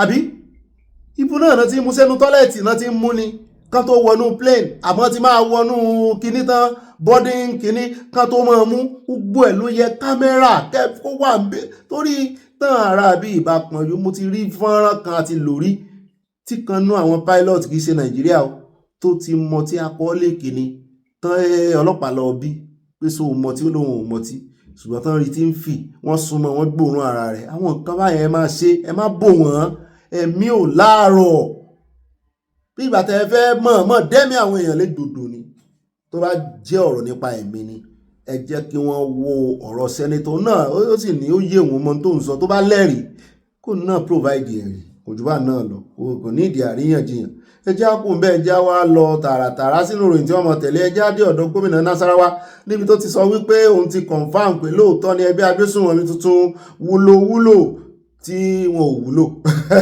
wọ́n ní wọ́n ti pẹ̀ka báyìí láti ara igi Boko Haram wọ́n sì ní bẹ́ẹ̀ yóò bá tètè pẹ̀ka àrògò bó bá dàgbà tán apá ò ní ká mọ́ apá ò ká Boko Haram mọ́ o báyìí ṣùgbọ́n wọ́n ní wọ́n ti pẹ̀ka báyìí o ṣùgbọ́n ajá àbálẹ̀ làwọn ọmọ iléeṣẹ́ ológun fi ìdáhùn wọn ṣe o wípé ẹ má wọrí ẹ̀rù òbodò àwọn ẹni tó fẹ́ kán lodò lẹ̀rù ń bá àyà ní dey play if you believe them you believe them at your own peril ilẹ̀ kọ́kọ́ bá ń tẹ̀tí gómìnà Nasarawa sí ká tó lọ iléeṣẹ́ ológun ká gbọ́rọ̀ lẹ́nu wọn pápápá àròjọ mùsùlùkùn ẹ bá ń fi ṣe sísẹ̀ntẹ̀lé. The situation of insecurity, especially in other parts of the country, for big concern, and some of them may begin to actually blow over to our state. So it is very important that we take steps to ensure that does not happen to us.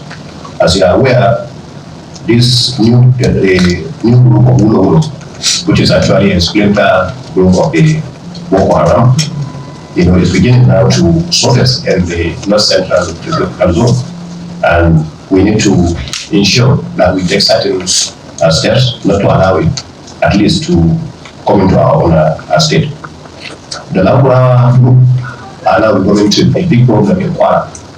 So once they begin to, because originally, they were somewhere around Kebbi, Sokoto states, but now they have become very prominent in Kwara. Kwara being one of the states in the north central, we should be concerned that they don't extend all the way to Nasarawa state. Ó dáa bá ṣe kọ̀ǹfàmù ẹ̀ lẹ́nu gómìnà Nasarawa báyìí torí kó tó di pé wọ́n ní ibo lẹ ti rí ròyìn ibo ni kò rí bẹ́ẹ̀ àwọn ológun máa sọ bẹ́ẹ̀ jẹ́ wá gbọ́n tó fi dáhùn ìyàlẹ̀ náà ni o.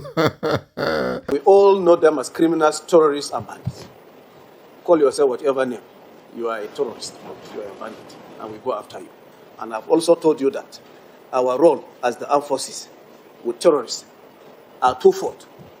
It's either we fix an appointment with you, with your maker, and you answer him, or we fix it between you and our judicial system. So if we catch you alive, we'll carry you there. We'll go and answer it.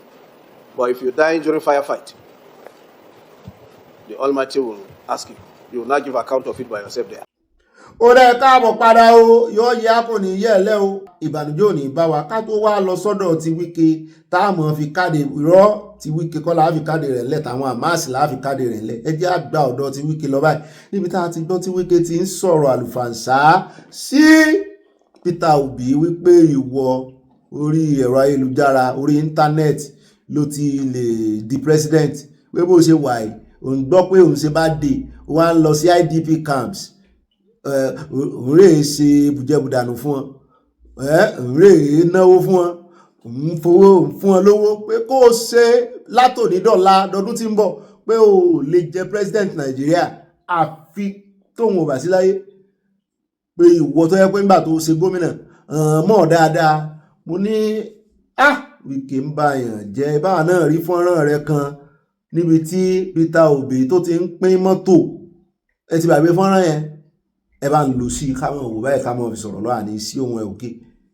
tí Wike ń pàtẹ́wọ́ kò tí ì di èèyàn gbà náà ó ń tẹ̀lé irú àwọn Peter Obi yẹn káàkiri ni ló wá dòní ní ìsìn ló ń ṣe mọ̀nàfíkì rẹ̀ lóní kò ṣe dáadáa skul mélòó ló ń tún ṣe ká lóun ti parí gbogbo ká ní Peter Obi ká ló ti ṣe gbogbo ṣe perfectly ni ṣé yóò ní ìdí kí development tún wà ń lu rẹ̀ káwọn èèyàn tún mọ̀ ṣe development bó ṣe ń ṣe lèèyàn kan ń bàjẹ́ ó ti ẹ̀wà fẹ̀sùn kàn olówó kan wà owó ìjọba ó ní báǹkì rẹ̀ lórí èkó sí ẹjẹ́ ń tẹ̀ sí ká tó wá gbọ́ èsì tán obedience fi dá lọ́wọ́ ẹjẹ́rìí wọn ẹ kọ́kọ́ bá ń tẹ́tí Wike sí.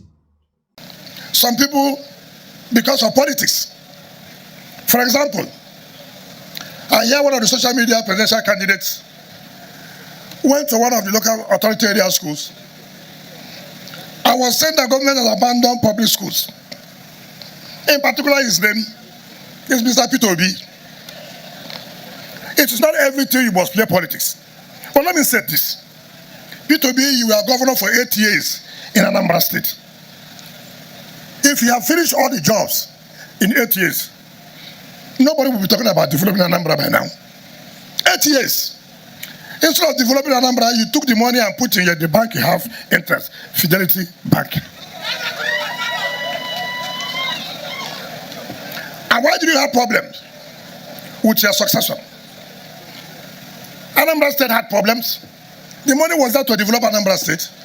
You only prefer profit and put the money for the development of Anambra State in the bank you have the largest share. So profit will be coming and Anambra will be suffering.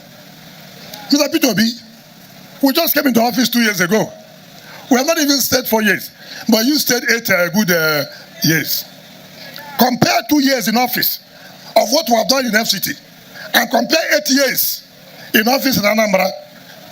Can you really say you love this country? Can you really say you love Anambra? Certainly not. If I were you, why not be quiet? Enough is enough. You cannot be president of Nigeria only when you go to one IDP. Oh, I want to go for a birthday party. I want to do my birthday party in IDP camp. Who is interested in all those things? Doing your birthday party in IDP camp does not make you to feel that you love Nigeria or you want to do anything for Nigeria. When you were governor, why didn't you do a birthday party in IDP camps? It's now you want to be president every day. I'm going to do my birthday with the next privilege. Who will you deceive? Enough is enough. So if you're a responsible citizen, if you're a good citizen, it's not just to go to social media to think that they will love you. You continue to contest as president in social media, but not as president of Nigeria. You run as president under a party. You cannot manage the party. Ordinary party. You cannot manage the party. To hold the party together, you cannot. It is Nigeria of 200-something million people that you want to manage. You know a good dancer. You know a good dancer from the first step. From the first step, you know a good dancer. Party or family people, crisis, you can't hold them. They want to manage complex nation like Nigeria. It's not available for people like you.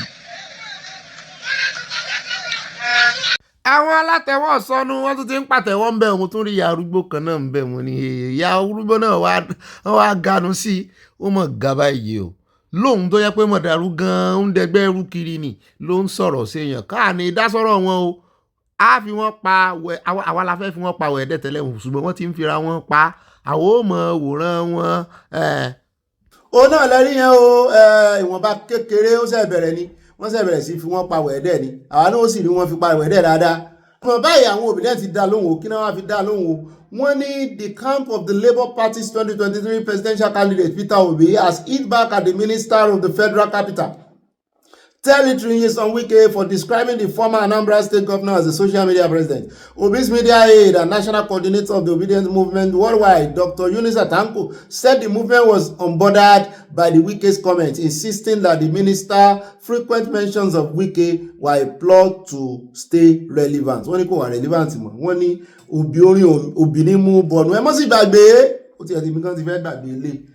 Ẹ mọ̀ pé wàhálà fẹ́ ṣẹlẹ̀ láàrin Obi àti agbẹjọ́rò kan Dèjì Adéyanjú tó fẹ̀sùn kàn wípé Peter Obi tó ní ó pè ló kọ ó ní ọwọ́ rẹ̀ ò mọ́ ó lóun náà kówó jẹ ó ló ti ẹ̀fẹ̀ fún lọ envelope ńgbà kan Peter Obi ó ní kó tó ń lọ ilé ẹjọ́ tó bá tó bẹ́ẹ̀ kó wá wọ̀ àlùbọ́lẹ̀ láòlù Peter Obi ti gbé lọ ilé ẹjọ́ báyìí o òun náà ló tún jẹ́ àmọ́ ló jáde ó ti gbóhùn lọ ilé ẹjọ́ báyìí òun ó tú àṣírí rẹ̀ ilé ẹjọ́ nìṣó ilé ẹjọ́ rè tú àṣírí rẹ̀ á ti ẹ̀fẹ̀ rí Peter Obi afẹ́ ràṣírí rẹ̀ tẹ́ fẹ́ tún gan àti ìrí kí FCC lè mú àti ìrí kí kíní ṣùgbọ́n nígbà tí eléyìí kí ó fi sọ̀rọ̀ torí gbogbo ọ̀rọ̀ tí Dèjì Adéyanjú ń sọ gan ní ìsìn bí ìgbà tó ń gbèsè ẹgbẹ́ APC lẹ́yìn àwọn èèyàn tiẹ̀ ní ó ti darapọ̀ mọ́ wọn lábẹ́lẹ̀ ẹ sì mọ̀ pé òun náà politics ló kọ́kọ́ ń ṣe kó tó wá di pé ó bẹ̀rẹ̀ sí practice lọ ṣùgbọ́n lọ́rọ̀ kan Wike ló ti wá sọ̀rọ̀ sàgbọ̀n báyìí o táwọn kìíní fi wá ń dá lóhùn àwọn obedient wá sọ wípé let me tell you something Wike how will Wike sell his market if he doesn't mention Peter Obi mo ní kì í sóhun nìkan àti Reno náà ó kàn jẹ́ wípé eléyìí tó dé bá Reno lẹ́nujọ́ mẹ́ta wàhálà rẹ̀ kò tí ì mọ bí ó ṣe kú tán à ń bọ̀ lórí ọ̀rọ̀ rẹ̀ lẹ́yìn ilé wọ́n ní I am talking to you you need to see the mammoth crowd we have in our town meeting ẹ wò ó Fáyọ̀sé náà sọ lánàá wípé the only opposition tí ó lè bojú ààrẹ Tinubu jẹ́ òun náà ni Peter Obi òun náà ló bojú wọn jẹ́ 2023 Ọlọ́run ló yọ wọ́n ní tí ààrẹ Tinubu ò bá múra. You can also tell the Labour people we have worked and you know we have worked. One reason I also brought it, I know you worked very well in Anambra. Forget to see, village where you come from. Backbele envy. You know this is how it works. Even me here, there are those in Abuja fighting me, backbele. Do you understand what I'm saying? So, some people, because of the level you are now, they envy you in your state. They can come out and say all kinds of rubbish. Don't worry, that's how it is. Ẹran gbọ́lọ̀ ń tóbi Allahu Akbar lórí ayé ẹni tó ṣe kámẹ́rà pé yóò dáa fún Wike tó sọ̀rọ̀ sí Obi rèé o ó wà lórí mínísítà kò tó yin o kò tí ì rù ńgbà náà ó ṣe dórí mínísítà ni ó yin Obi níbí ni ẹ̀rí Obi nìyẹn l'Àbújá ló ti yin Obi ló ti yin tó gbóríyìn gidi fún so tẹ́ bá ń bọ́ gbogbo flapapa tí ń tutọ́ sókè ẹ gbogbo ọ̀rọ̀ sọkúsọ tó sọ dàálẹ̀ síwájú ẹ wá wò ní ìsìn ó ti fara rẹ̀ gégùn ó sì ti gbàgbé. Fáyọ̀sé ti ń sọ lánàá àlò fọ́nrán yẹn ni ó ní kí ẹgbẹ́ APC tètè mọ́ fa Jonathan mọ́ra ní wàhálà tí nìyẹn mọ́ pamutéètì gbogbo wàhálà yín àwọn ọmọ Nàìjíríà náà ni ó forí ko ẹ jẹ́ wá lọ sí ká tó wá fi ìròyìn ti àwọn Hamas káfi kólẹ̀ ẹ jẹ́ lọ sórí ọ̀rọ̀ ti Ọ̀gbẹ́ni Reno onírọ́ wọ́n ti já irọ́ rẹ̀ ìṣó nìkan náà járọ́ rẹ̀ ó nìkan náà ti mọ́ pera rẹ̀ ní investigative journalist òkè òkun ló wà fún wọn bí ó kọ rẹ̀ ó ń bọ ìkan báyìí mọ́ dà wọ́n lágbónú gan Nàìjíríà tí wọ́n tú àṣírí wọ́n ní irọ́ ni gbogbo wọn ń pa former mayor Texas ló tú gbogbo àṣírí wípé àṣírí ọwọ́ òun ló wà ẹ sì mọ̀ kó sọ̀rọ̀ kan lánàá tó sọ wípé mọ́tò kan tó gbé jáde lọ́jọ́ sí tó lòun ló ní bí yẹ́lò báyìí sí yẹ́lò tiẹ̀ ní àárí kọ́lọ̀ rẹ̀ ní ìsìn ó ní kì í sóun ló ní ó lòun ló ní mọ́tò òun o former mayor ló sọ bẹ́ẹ̀ ó níbo ni Reno ti fẹ́ rí mọ́tò ẹ jẹ́ àwò bó ṣe lòun ló ní mọ́tò tó fi mọ́tò yẹn ṣe display ẹ bá ń tẹ̀ sí ká tó wá sọ̀rọ̀ lórí ẹ̀. Alright, so you guys wanted to see how it is to be in a Lamborghini Murcielago. I'll show you my Lamborghini. Now, here's what's going to happen. I'm going to hide the number plate so that you, obedience, cannot trace my house. Alright, so just watch me.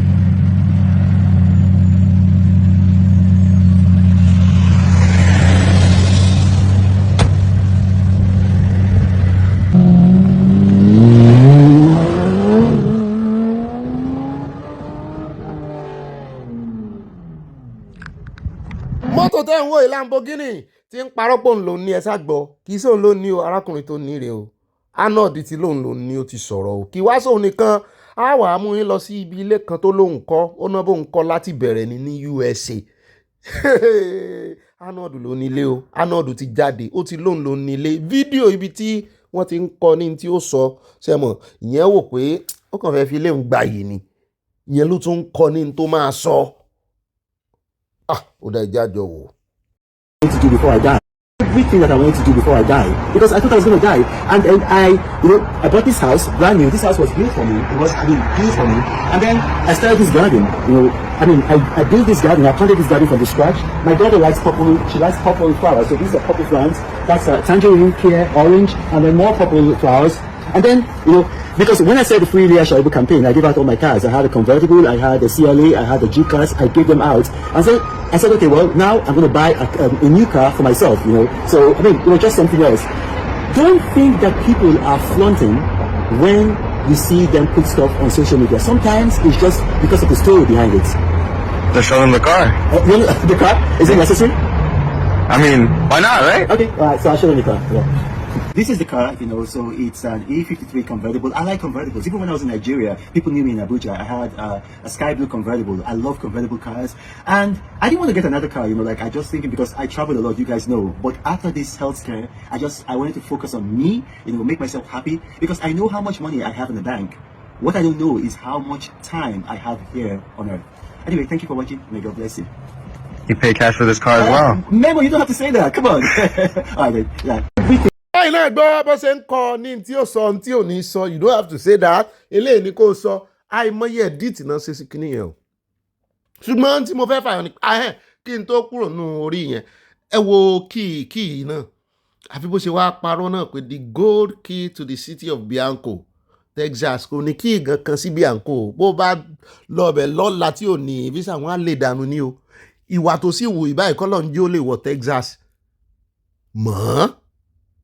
Mi ò mọ rúurọ ilé ìwọ Ọlọ́run, ṣé gbogbo wọn náà ń parọ́ ni? Ṣé gbogbo àwọn tó náà lówó Nàìjíríà yìí sàn ní owó yẹn sá? Àwọn bá abẹ́ bá tiẹ̀ ti ró lówó ẹ̀ lérí wọn kan wá mọ̀ sóò gbogbo nǹkan sóò yìí. Àwùjọ wo lẹ ti rí Dangote kó wá mọ̀ sí eléyìí? Ọjọ́ wo lẹ Rọ́tẹ̀dọ́lá kó wá mọ̀ sí gbogbo eléyìí? Olówó ìpariwo ṣé gbogbo àwọn oníláùlà orí ẹ̀rọ ayélujára èwe lélẹ́yìí mẹ́sẹ̀ eléyìí irọ́ pátápátá òfúùtù fẹ́ẹ́ tẹ̀ ní gbogbo wọn. Òun náà lẹ ti rí yẹn o. Mo wá rántí ìgbà tó ń sẹnu blébléblébléblébléblé Natasha ó parọ́ mọ́ òun gbé lọ ní ẹjọ́, wọ́n bẹ̀ òun ni wọ́n ti ẹ̀ fóònù lówó tánràn, wọ́n ní kàn sanwó fóun kàn settle out of court. Natasha jáde pé kò rí bẹ́ẹ̀, pé ó parọ́ ni. Alóhùn rí ọmọ yìí, òun rí onírọ́ yìí ní ọjọ́ tí wọ́n ń ṣe ìvẹ́ǹtì yẹn tó sọ pé òun wà ní UK, kò sí UK. Lẹ́yìn ìgbà náà ló kó gbogbo òwe ìrìnnà rẹ̀ jáde tó ní wọ́n stamp ẹ̀ bí irọ́ ni. Natasha pàpà ṣe àlàyé, ṣùgbọ́n torí páwọn èèyàn wọ́n ń ṣe mọ̀nàfíìkì Natasha, Ọlọ́run fẹ́ràn Natasha ó sì kógo já. Torí pé wọ́n ń ṣe mọ̀nàfíìkì rẹ̀ nígbà náà, wọ́n láṣìírí rẹ̀ tú ní ìṣe ìtàṣìírí rẹ̀ ló ti wá tú. Gbogbo ẹnu àwọn tó ti sọ bẹ́ẹ̀, ẹnu wọn ti ọ̀họ̀. So wá rán ọmọ Nàìjíríà náà, wọ́n máa afẹ́fẹ́ máa fẹ́ wọn báyìí, wọ́n máa gbá wọn kiri ìjẹ ayé, ní máa gbá wọn kiri lórí ẹ̀rọ ayélujára ni. Ìwọ tó bá rú ọ̀rọ̀ wọn tó lọ fi ń dọ̀jẹ̀ ayé rẹ̀, kọ́lọ̀ mọ̀ jẹ́ kó o fokùn síra rẹ̀ lọ́rùn báyìí. Nàìjíríà àmọ́ra wa tabaríra wa lọ́rọ̀ kan wọ́n ń tó àṣírí rẹ́nu lọ ni. Abẹ́ẹ̀rí mọ́tò onímọ́tò kí ni dandan bì kọ́ mọ́? Àìmọ̀ ìlú òyìnbó kò ní ìdí kó lo mọ́tò ọ̀rẹ́ rẹ̀, o lè lọ fi mọ́tò níbi tán ti in fact o lè ya èdè for èdè, o lè lọ bí tán ti ń tà á kó ló rà o kàn fẹ́ yẹ̀wò ó sì fi ya tó yà. Ọlọ́run fẹ́ tó àṣírí rẹ̀. Ṣùgbọ́n àwọn èèyàn náà ń sọ wọ́n lóyìnbó yẹn náà, wọ́n ní tó fi manage at the time pé kí ló wá mú tó fi ń tó àṣírí mú ní ìmọ́lẹ̀ tán ni. Ẹ mọ̀ bú Ọlọ́run àwọn Kìrìsìtẹ́nì ló ló tọwọ́ bọ̀ lọ́fun. Ó yá mọ́ wí tẹnu rẹ, jẹ́ ń wí tèmi, mọ́ wí tẹnu rẹ, tó wá àṣírí sì pọ̀ tí ó tù torí tó fi lè máa dúró àṣírí yẹn. Ọlọ́run ló mọrú àṣírí tí ọmọ kiri ó ti fi sí lọ́wọ́, yóò máa bẹ̀ ní ìsìn lábẹ́lẹ̀ ni pé mọ́ báyé òun jẹ́. Normally ká níbi tó fi ti múlẹ̀ ni ó yẹ kán ti gbé ọmọ kiri. Yàtọ̀ sí yẹn, èmi ò mọ̀ bóyá Amẹ́ríkà ní gbé ọjọ́ kan ni mo fún ọ̀ràn rẹ̀ tó ń fi ápù kan hàn wá, òun gbin ápù yìí, ó ń sọ fún àwọn Nàìjíríà kan mọ́ gbin ápù. Ẹ wo ẹ̀yin Yorùbá, ẹ má jẹ́ kó lò yín o. Ó ń sọ àwọn ìtàn kan káàkiri ní ìsìn lúkúmí. Ẹ̀mí òun tó ti rí lúkúmí ìwèrè tí ń sọ kiri o, tó lòun represent Yorùbá, kì í sì sọmọ Yorùbá.